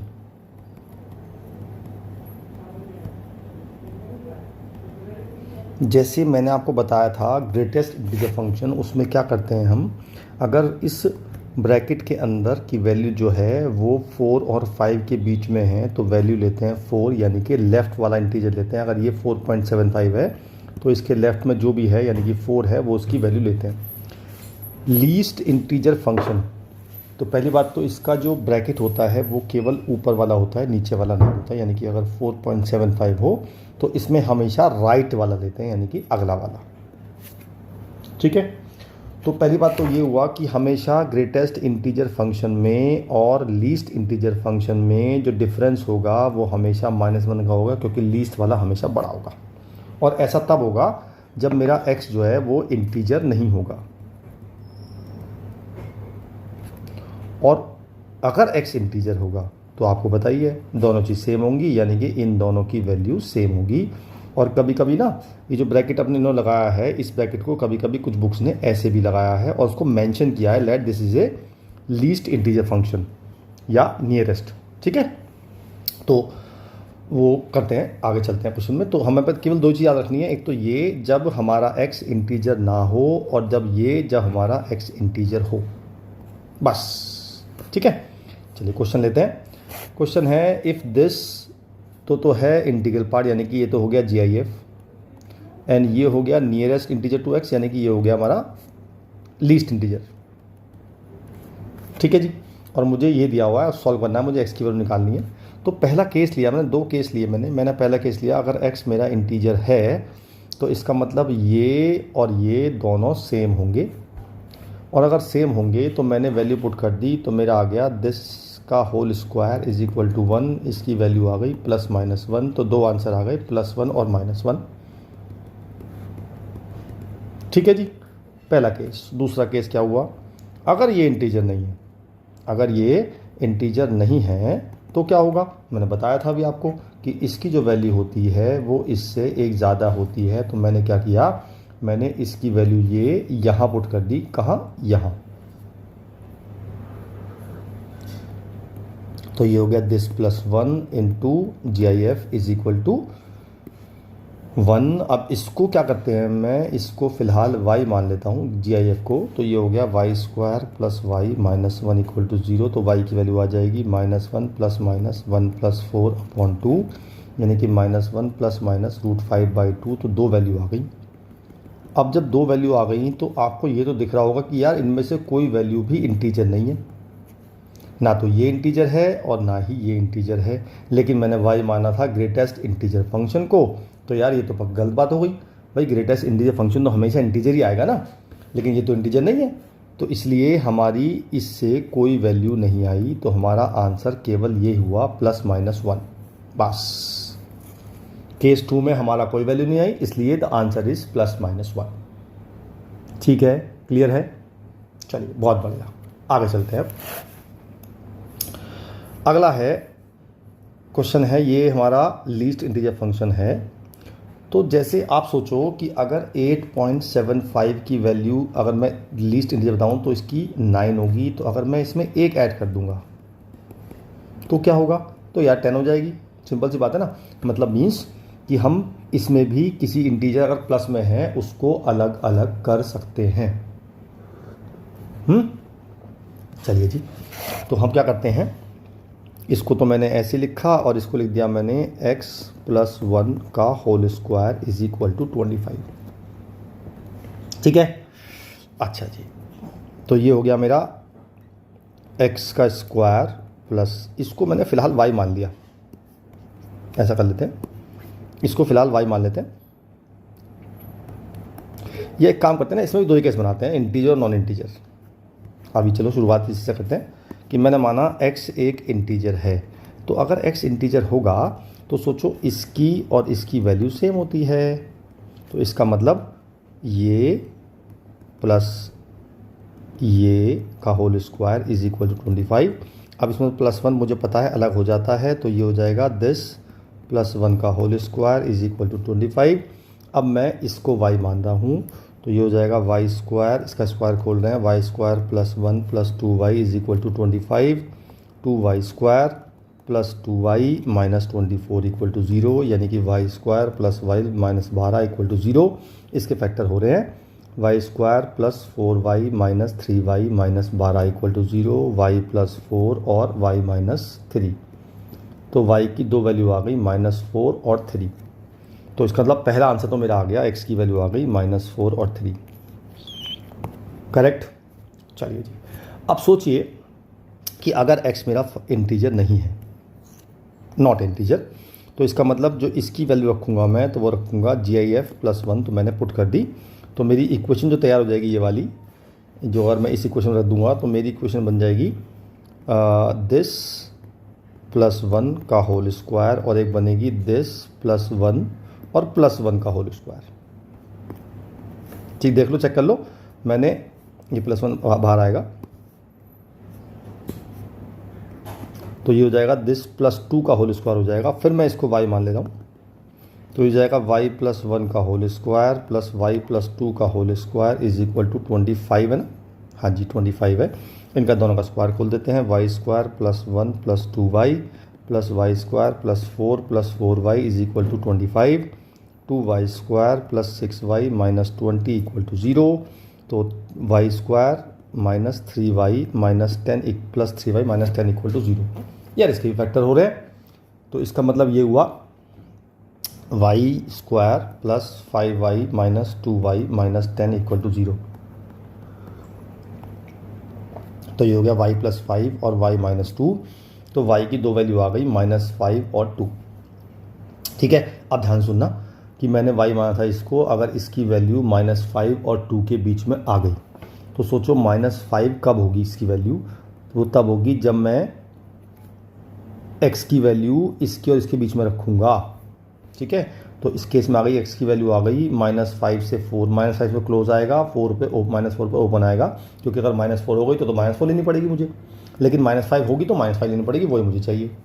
दूसरा अगर 2 होगा तो क्या होगा, तो 2 से 3 के बीच में होगी, तब मेरी x की वैल्यू होगी 2 से 3, 2 क्लोज और ये 3 ओपन। ठीक है, बात समझ में आती है। तो अब इससे मेरा आंसर आया x बिलोंग्स टू -5 से -4 यूनियन 2 से 3। एक तो ये आया और एक मेरा आया था, दो आंसर पहले आए थे, कौन कौन से आए थे भाई, ये -4 और 3। ठीक है, तो मैंने -4 पे तो मेरा क्लोज है ही, इस पर क्लोज कर देता, -4 पे क्लोज करना पड़ेगा क्योंकि -4 भी वैल्यू आ रही है, तो मैंने -4 पे क्लोज लगा दिया क्योंकि -4 भी वैल्यू आ रही है, और -3 पे भी क्लोज लगा दिया क्योंकि -3 भी वैल्यू आ रही है। बात समझ में आती है। तो हमारा ये आंसर हो गया। अच्छा एक बात और, हमने यहाँ लिया था कि x इंटीजर नहीं है, तो इसलिए हम ये वाला -5, ये जो -5 मैंने क्लोज लगाया है यहाँ पे ओपन आएगा, because x is not an integer. तो -5 से -4 और यहाँ आएगा 2 से 3, यहाँ भी दोनों ओपन आएगा, तो यहाँ पे ओपन हो जाएगा और यहाँ पे ओपन। अब ठीक है answer, now this is perfect. ठीक है जी, ओके। चलिए अब एक बात फ्रैक्शनल पार्ट देख लेते हैं क्या होता है, समझा देता हूँ पहले मैं आपको फ्रैक्शनल पार्ट। फ्रैक्शनल पार्ट क्या होता है, मान लीजिए मैंने x की वैल्यू ली 4.25, तो इसका जो बॉक्स ऑफ x होगा वो तो हो जाएगा 4, और अगर मैं x में से बॉक्स ऑफ x को माइनस कर दूंगा, यानी कि 4.25 माइनस 4, तो ये आ जाएगा 0.25। इसे बोलते हैं फ्रैक्शनल पार्ट, उसका ब्रैकेट होता है ये, this is called fractional part of x। ठीक है, तो मैं आपको एक बार तीनों के ना ग्राफ बता देता हूँ, एक बार बताए नहीं मैंने अभी तक। देखिए पहले बनाते हैं ग्रेटेस्ट इंटीजर फंक्शन का ग्राफ, तो वो स्टेप्स बनते हैं। स्टेप्स क्यों बनते हैं वो भी क्लियर कर देता हूँ मैं। भाई देखो, अगर x की वैल्यू 0 से लेके, ये 0 है और ये 1 है, तो वैल्यू क्या लेंगे हम, 0 लेंगे, और अगर 1 से लेके 2 के बीच में है तो 1 लेंगे। तो इस तरह से वैल्यू स्टेप्स बनते हैं इसलिए। ठीक है जी, तो ये तो हो गए हमारे GIF का ग्राफ रेड वाला। अब लेते हैं फ्रैक्शनल पार्ट का ग्राफ। अब सोचो फ्रैक्शनल पार्ट क्या होता है। अब सोचो अगर x की वैल्यू हुई 1.25, मतलब x की वैल्यू 1.25 हुई, या x की वैल्यू हुई 1.75, तो मुझे इसमें से 1 को माइनस करना पड़ेगा, और अगर x की वैल्यू 0.75 ही हुई तो वही मेरा फ्रैक्शनल पार्ट होगा, क्योंकि इसका तो फ्रैक्शनल पार्ट 0.75 है। तो इसका मतलब ये हुआ कि अगर x की वैल्यू 0 से 1 के बीच में है तो मुझे वही लेनी है, तो यानी कि यहाँ से लेके यहाँ तक यही लेनी है। फिर मुझे जब मैंने 1 से बड़ा हो जाएगा तो मुझे ये लेनी है। तो ऐसे बनता है GIF का ग्राफ। ठीक है जी, क्लियर हुई। यहाँ पे बनते हैं फिल डॉट। ठीक है जी, ये हुआ ग्रेटेस्ट इंटीजर फंक्शन ग्राफ। अब आते हैं बात लीस्ट इंटीजर फंक्शन ग्राफ अगर बनाते हैं हम तो कैसा बनेगा। कुछ नहीं बनेगा, कोई चेंज नहीं आएगा, बस इसमें चेंज आएगा। जो हमारा ग्रेटेस्ट इंटीजर फंक्शन ग्राफ था, तो अब की बार अगर हम बस कुछ नहीं करना है, जो ये रेड वाला ग्राफ खींचा था मैंने, तो रेड वाला ग्राफ में हमने यहाँ पे क्लोज लिया था, यहाँ पे ओपन लिया था, उसका उल्टा हो जाएगा। यहाँ पे क्लोज लेंगे और यहाँ पे ओपन लेंगे, क्योंकि अगर 0 से 1 के बीच में है तो वैल्यू 1 लेनी है, फिर 1 से 2 के बीच में है तो वैल्यू 2 लेनी है, यहाँ पे क्लोज हो जाएगा। ऊपर नहीं बनाना है, रेड के जस्ट ऊपर ही बनाना है। तो ये ग्राफ होता है इसका, ठीक है जी। तो ये होता है फ्रैक्शन पार्ट, और फ्रैक्शन पार्ट की डेफिनेशन होती है, मतलब आप याद कर लो कि this is equal to x minus box of x. ठीक है जी, क्लियर। चलिए क्वेश्चन ले लेते हैं। ये क्वेश्चन है, अच्छा एक बात और, मैं आपसे बोलूं 4.25 का फ्रैक्शनल पार्ट क्या होगा, 0.25। और अगर मैं 4.25 में कोई इंटीजर ऐड कर दूं, यानी 1 ऐड कर दूं, तो उसका फ्रैक्शनल पार्ट क्या होगा, सेम होगा ना। मैं इसमें एक और इंटीजर ऐड कर दूं तो भी सेम होगा। इसका मतलब ये हुआ कि फ्रैक्शनल पार्ट में अगर हम इंटीजर ऐड करते हैं तो उसको हम नेग्लेक्ट कर सकते हैं। ठीक है, चलिए आगे चलते हैं। क्वेश्चन हमारे पास ये है और हमें निकालनी है वैल्यूज़ की। तो मैंने क्या किया, ये तो है ही एज इट इज़। ये हो गया समेशन ऑफ आर की वैल्यू 1 से लेके 2000 तक, और ये था फ्रैक्शनल पार्ट में x प्लस आर अपॉन 2000। तो मैंने आपसे कहा था कि अगर फ्रैक्शनल पार्ट में कुछ इंटीजर ऐड हो रहा है तो उसको हम नेग्लेक्ट कर देंगे तो कोई फ़र्क नहीं पड़ेगा। इट मीन्स अगर मैं बोलूँ x प्लस आई का जो फ्रैक्शनल पार्ट होगा वो x के फ्रैक्शनल पार्ट के इक्वल होगा। तो मैंने क्या किया, मैंने इसको लिख दिया फ्रैक्शनल पार्ट ऑफ x, क्योंकि आर तो इंटीजर है। तो ये हो गया fractional part of x upon 2000। ठीक है जी, अच्छा जी। अब इसमें जो वेरिएबल है 1/2000 तो कांस्टेंट है, बाहर आ गया समेशन ऑफ, इसमें r तो है ही नहीं तो ये भी बाहर आ गया, और r की वैल्यू 1 से लेके 2000 तक, और 1 आ गया यहाँ पे। जब मैं 1 को 2000 बार ऐड करूँगा तो 2000 ही आ जाएगा इसकी वैल्यू, और ये हमारे पास चल रहा है पहले से ही, ये इससे कट गया तो मेरा बचा box of x plus fractional part of x। और पता क्या होता है, ये होता है x। बात समझ में आई? ओके, चलिए अगला क्वेश्चन करते हैं। अगला क्वेश्चन लेते हैं जी, ये वाला। इसमें लिखा है, ये तो है फ्रैक्शनल पार्ट और ये है GIF, और मुझे इस इक्वेशन को सॉल्व करना है। ठीक है जी। तो आपको बताया था मैंने कि अगर हमारे पास ये लिखा है x, तो इसकी जो वैल्यू होती है वो होती है this plus fractional part of x। Clear है? तो मैंने क्या किया, मैंने इस x की जगह और इस x की जगह ये रख दिया। तो ये हो गया box of x plus fractional part of x minus 1 is equal to box of x minus fractional plus fractional part minus box of x, और ये हो गया x मतलब box of x plus fractional part of x minus fractional part of x। कुछ cut रहा है? हाँ जी, cut तो रहा है। एक तो ये इससे कट रहा है और एक ये इससे कट रहा है। तो मेरा आ गया box of x plus fractional part of x minus 1 is equal to, ये बचा केवल फ्रैक्शनल पार्ट और ये बचा बॉक्स ऑफ x मल्टीप्लाई में। ठीक है जी। अब क्या करते हैं, इस पूरी टर्म को इधर ले आते हैं। तो box of x plus fractional part of x minus 1 minus fractional part of x into box of x is equal to 0।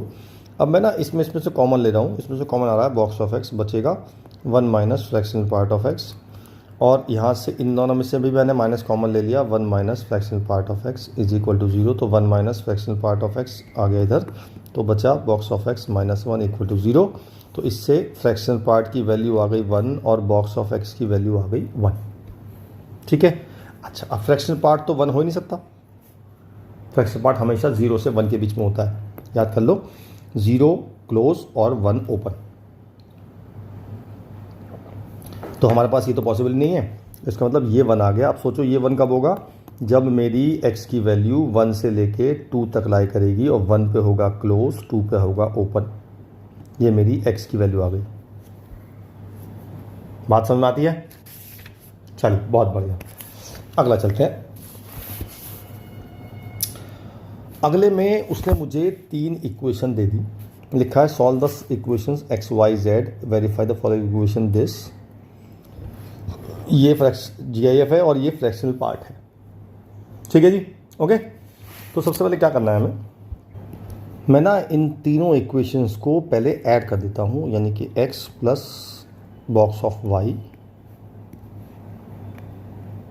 Plus fractional part of z plus fractional part of x plus Y plus box of Z plus box of Z plus fractional part of Y plus Z is equal to, इन तीनों को add करेंगे 3.1, 4.3, 5.4, तो ये आ जाएगा 4 3 7 और 1 8, और ये आ जाएगा एक मतलब 3 4 7 और 5 12, 12.8। ठीक है जी। अब देखो मैंने क्या किया, मैंने इस x को इसके साथ ये और ये ऐड कर दिया, तो इन दोनों को ऐड करके आ गया x और एक x ये रहा, तो 2x आ गया। इसी तरह ये y और ये मिलके हो गया एक y और एक y ये रहा, 2y आ गया। इसी तरह 2z आ गया इज इक्वल टू 12.8, तो मेरी पहली इक्वेशन आ गई x plus Y plus Z is equal to 6.4। ठीक है जी। चलिए अब मैं क्या करता हूँ, अब मैं ना पहली दो इक्वेशन ऐड करता हूँ सिर्फ, तो x plus box of y plus fractional part of z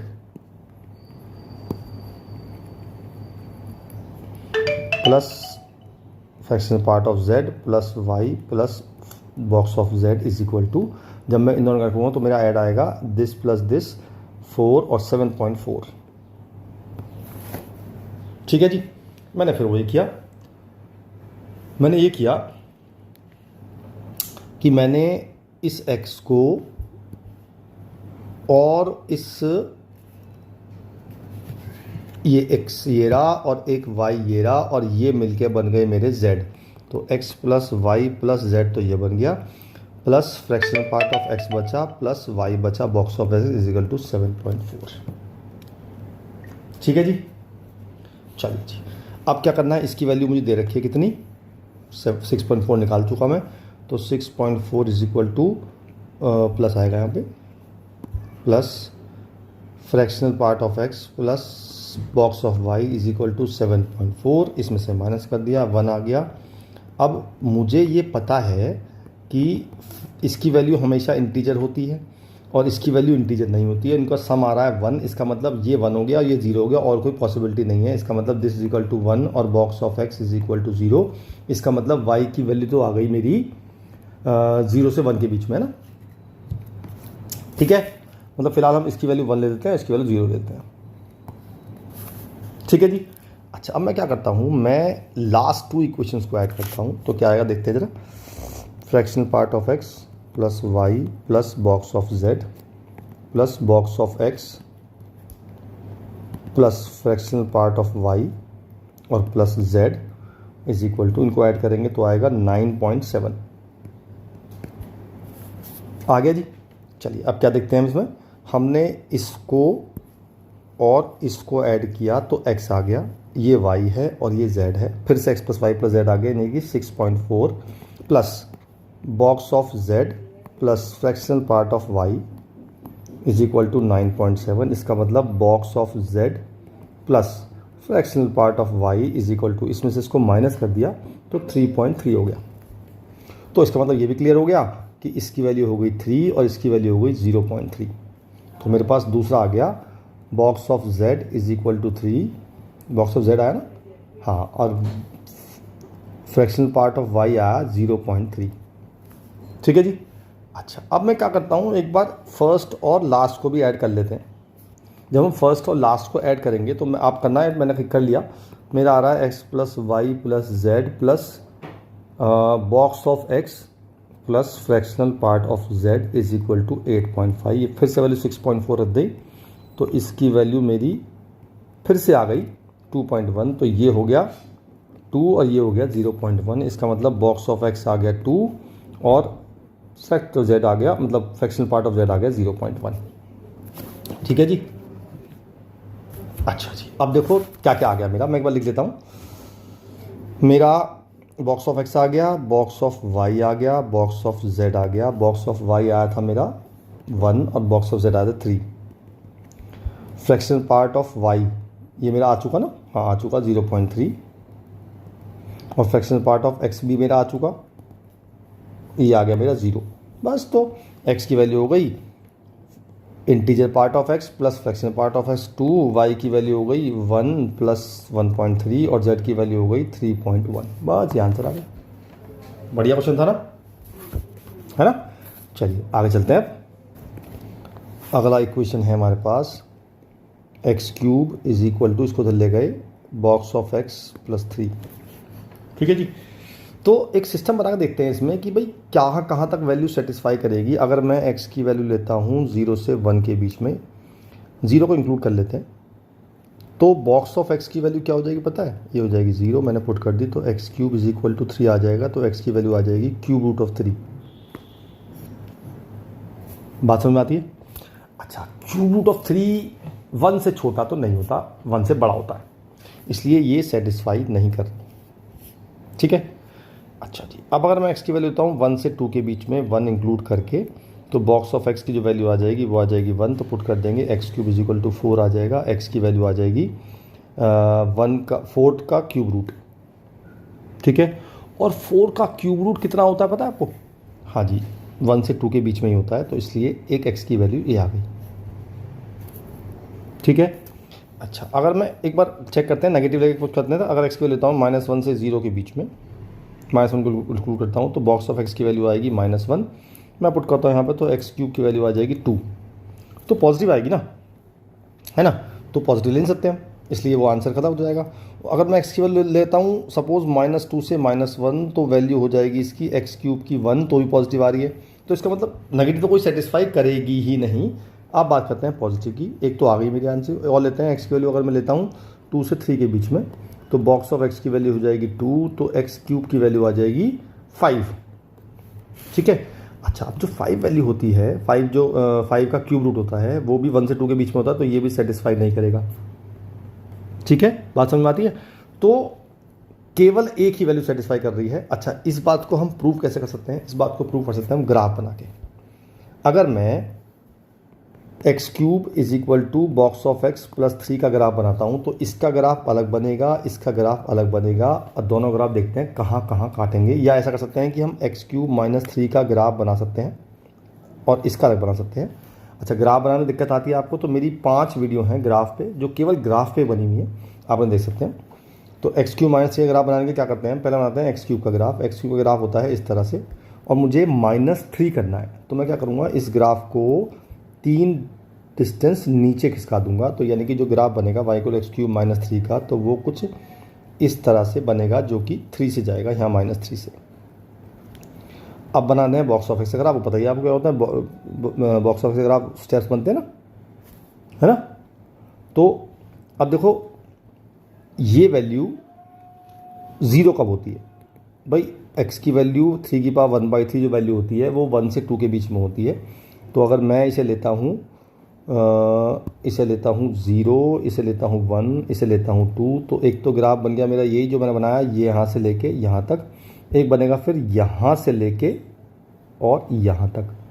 तो केवल एक ही सेटिस्फाई करेगी, बाकी जो आ जाएगा वो यहाँ से ऐसे आ जाएगा, तो सेटिस्फाई, इसको काटेंगे नहीं। और यहाँ पे तो पहले ही अलग हो जाएगा, ये यहाँ से हो जाएगा, तो काटेंगे नहीं, वो इधर आता जाएगा। तो इसका मतलब एक ही वैल्यू आ रही है 1 से 2 के बीच में, और हमारी भी एक ही वैल्यू आई थी 1 से 2 के बीच में। तो it means we are correct, हमारी एक्स की वैल्यू केवल एक ही आएगी, 4 की पावर 1/3। बात समझ में आती है? चलिए आगे चलते हैं। अब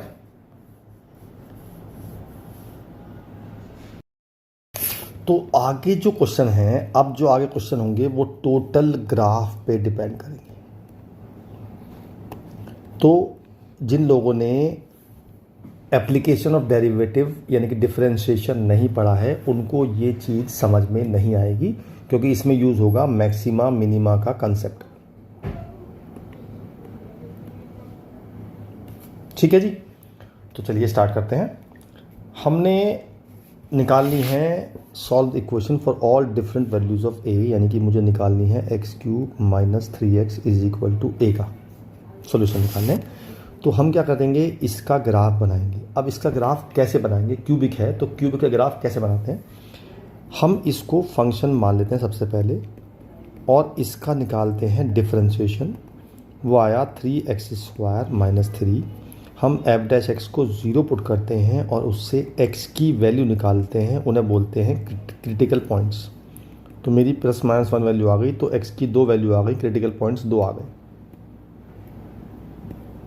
ठीक है जी। अब हम डबल डैश निकाल लेते हैं, ये पता करने के लिए कहाँ फंक्शन मैक्सिमम है, कहाँ मिनिमम है। तो इसका डिफरेंशिएशन आएगा 6x। जब मैं इसमें रखूँगा -1 तो वैल्यू आएगी -6, और जब मैं रखूँगा 1 तो वैल्यू आएगी +6। इसका मतलब -1 पे मैक्सिमा है और 1 पे मिनिमा है।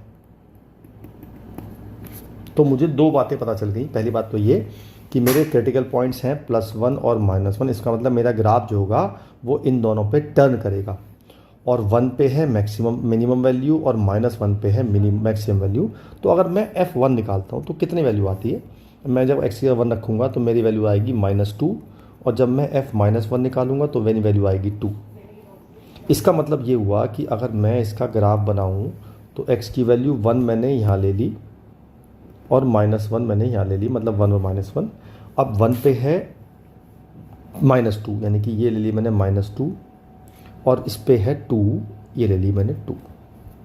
अब क्यूबिक है तो इसमें मैक्सिमम तो टर्न करेगा ग्राफ, तो यानी कि ग्राफ जाएगा कुछ इस तरह से।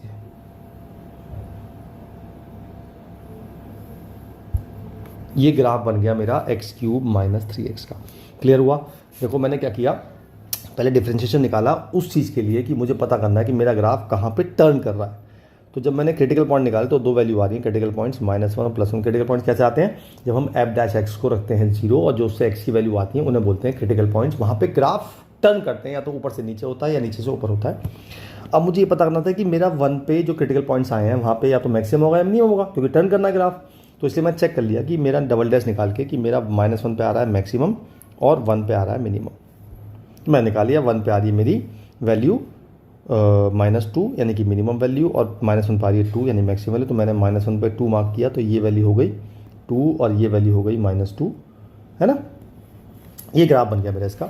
अब बात करते हैं दूसरा ग्राफ x मतलब gx का ग्राफ = a। अब ये तो कांस्टेंट है, तो इस कांस्टेंट का ग्राफ कितनी पॉसिबिलिटी है? पहली तो ग्राफ पॉसिबिलिटी है कि ये मेरा ग्राफ x = a यहाँ बने, y = a, या वो इसके कहीं बीच में बने, यहाँ तक, यहाँ तक, यहाँ से यहाँ तक, यहाँ तक, यहाँ तक, और या वो ऐसे बने, और या वो इसके नीचे बने, या इसके ऊपर बने। तो 4 केस लेने पड़ेंगे मुझे।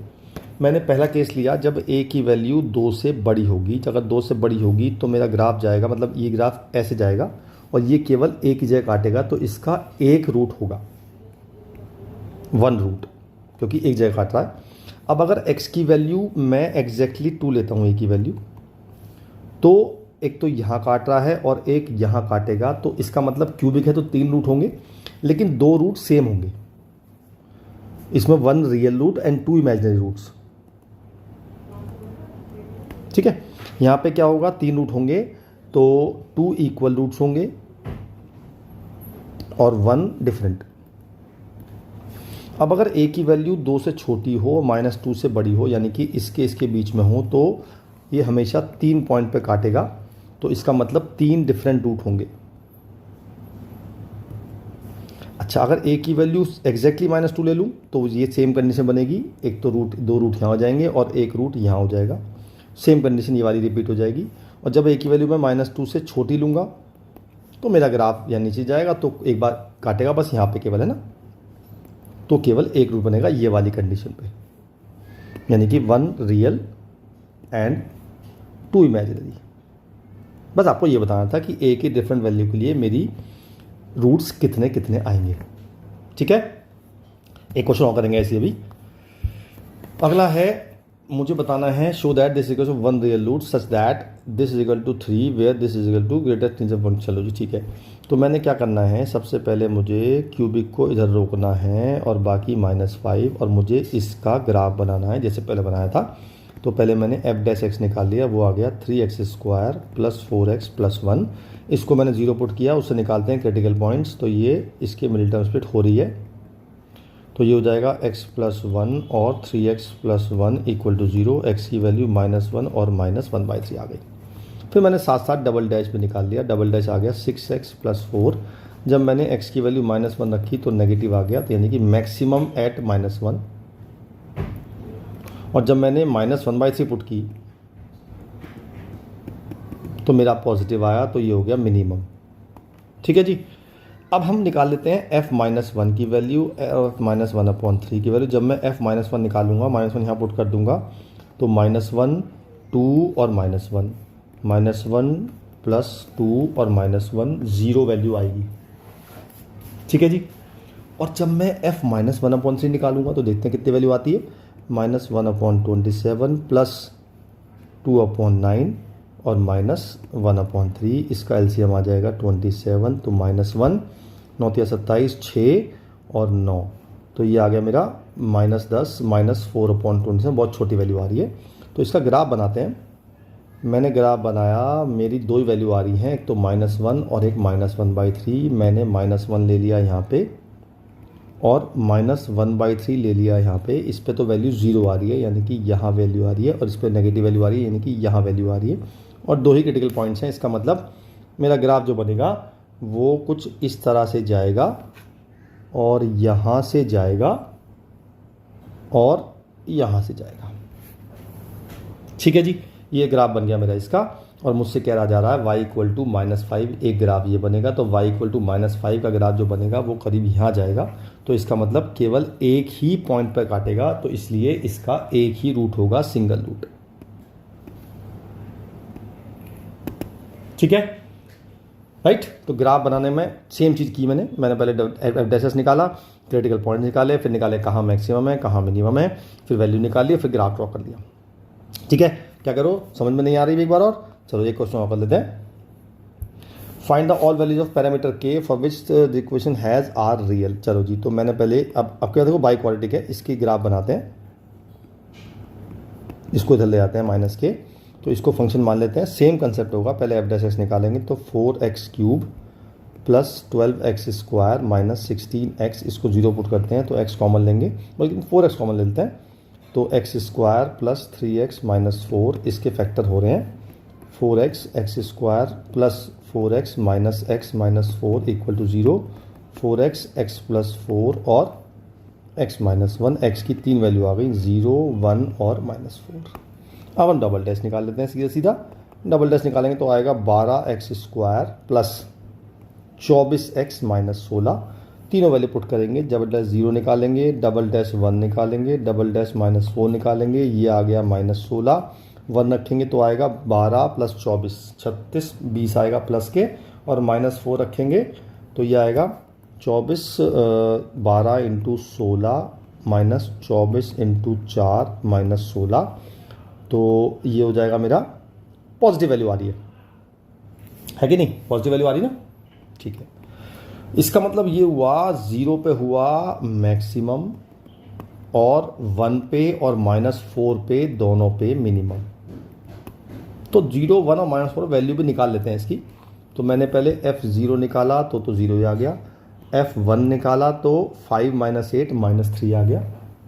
ठीक है, और जब मैंने f-4 निकाला तो ये निकालेंगे तो 256, 16 4 64 + 4 -64 + 4 -256 और -8 × 16। ठीक है, तो ये तो कट गए, ये आ गया -128, तो ये मेरी वैल्यू आ गई -128, तो मेरी 3 वैल्यू आ गई। अब ग्राफ बनाते हैं जी। अब जो ग्राफ बनेगा हमारा, तो 3 वैल्यू आ रही हैं, क्या क्या, एक तो आ रही है 0, 1 -4। चलो जी, तो 0 तो मेरा यहाँ हो गया, 1 मेरा यहाँ ले लेते हैं और -4 मेरा यहाँ ले लेते हैं। 0 पे तो 0 वैल्यू आ रही है ना, 0 पे 0 आ रही है, 1 पे आ रही है -3, तो -3 यहाँ ले लेते हैं जी। और इस पे आ रही है -128 -4, तो 128 नीचे आएगी, तो मैं फिलहाल यहाँ ले लेता हूँ। तो जो मेरा ग्राफ जाएगा वो ऐसे जाएगा और ऐसे जाएगा और ऐसे जाएगा और ऐसे जाएगा और ऐसे जाएगा। तो ये मेरा ग्राफ बन गया। ठीक है, अच्छा एक बात और बता दूं मैं आपको, जब भी मैक्सिमम होता है तो ग्राफ हमेशा ऐसे जाएगा, मिनिमम पे ग्राफ ऐसे जाएगा, मिनिमम पे ग्राफ ऐसे जाएगा। तो मैं यही कंसेप्ट लगा रहा हूँ सीधा सीधा। अच्छा जी, अब केस लेंगे बहुत सारे। क्या क्या केस लेंगे? हमारा -k आ रहा है जी, है ना, तो -k पे और find the values of k for which all roots are, मतलब रियल रूट्स होने चाहिए, ऑल रूट्स आर रियल होने चाहिए, तो इसका मतलब 4 रूट होने चाहिए। ठीक है, अब जब k की वैल्यू कहाँ से काटता हूँ, 4 रूट काटेंगे, तो ऑब्वियस सी बात है कि मैं k की वैल्यू यहाँ से लेके मुझे यहाँ तक लेनी पड़ेगी, तब मेरे 4 रूट आएंगे। अगर मैं यहाँ लेता हूँ तो 4 बार काटेगा, 1 2 3 4। अच्छा, अगर मैं यहाँ काटता हूँ तो मेरे 2 जगह काटेगा, तो इसका मतलब 2 रूट तो रियल हो गए, 2 इमेजिनरी, तो मैं ये नहीं लूँगा, यानी कि इससे ऊपर मैं नहीं लूँगा। इससे नीचे लूँगा तो भी 2 काटेंगे, तो 2 रूट रियल और 2 रूट इमेजिनरी तो भी नहीं काटेगा। तो अगर मैं यहाँ से लेके, यानी कि यहाँ से लेके यहाँ तक लेता हूँ, तो अगर मैं ये भी लेता हूँ तो यहाँ पर 2 सेम रूट हो जाएंगे, 2 डिफरेंट हो जाएंगे। यहाँ लेता हूँ तो एक रूट ये और 2 यहाँ हो जाएंगे। तो इसका मतलब मेरी जो माइनस के की वैल्यू होनी चाहिए वो होनी चाहिए -3 से 0 के बीच में, और दोनों इंक्लूड होने चाहिए। तो के की वैल्यू हो गई मेरी 0 से 3। बस इतना आंसर आ गया, कुछ करना ही नहीं आप। ठीक है, बात समझ में आई? बहुत बढ़िया। अब अगला क्वेश्चन लेते हैं जी। अगले में कह रहा है वो, अगर p की वैल्यू -1 से 1 के बीच में हो तो शो करना है मुझे इसका एक यूनिक रूट होगा इसके बीच में। चलो जी, कंसेप्ट सेम है। तो पहले मैं इसको इधर ले आता हूँ, इसको इधर, और इसका ग्राफ बनाने की कोशिश करता हूँ। तो मैंने इसे फंक्शन मान लिया, तो मैंने f' निकाला, तो आ गया 12x² - 3। इसको 0 पुट किया तो x² = 1/4, x की वैल्यू आ गई +-1/2। अब डबल डैश निकाल लेता हूँ। डबल डैश आ रहा है मेरा 24x, तो f" 1/2 आएगा मेरा पॉजिटिव, और f" -1/2 आएगा नेगेटिव। इसका मतलब ये हुआ कि 1/2 पे तो हो गया मैक्सिमम और इस पे हो गया मिनिमम। अब मैं f 1/2 की वैल्यू निकालता हूँ, यहाँ 1/2 पुट कर देता हूँ, तो आ जाएगा 4/8 - 3/2, यानी कि 1/2 - 3/2 -1 आ गया। और जब मैं f -1/2 निकालूंगा तो मेरा आ जाएगा -4/8 + 3/2, यानी कि 1 आ जाएगा। ठीक है जी। तो इसका मतलब ये हुआ कि मेरा x की वैल्यू जब मैं लूँगा, 2 वैल्यू आई मेरी, -1/2 + 1/2, तो -1/2 मैंने यहाँ ले ली, 1/2 यहाँ ले ली। इस +1/2 पे -1 है, तो +1/2 पे -1 है और -1/2 पे +1 है। इसका मतलब ग्राफ जो जाएगा वो कुछ इस तरह से जाएगा।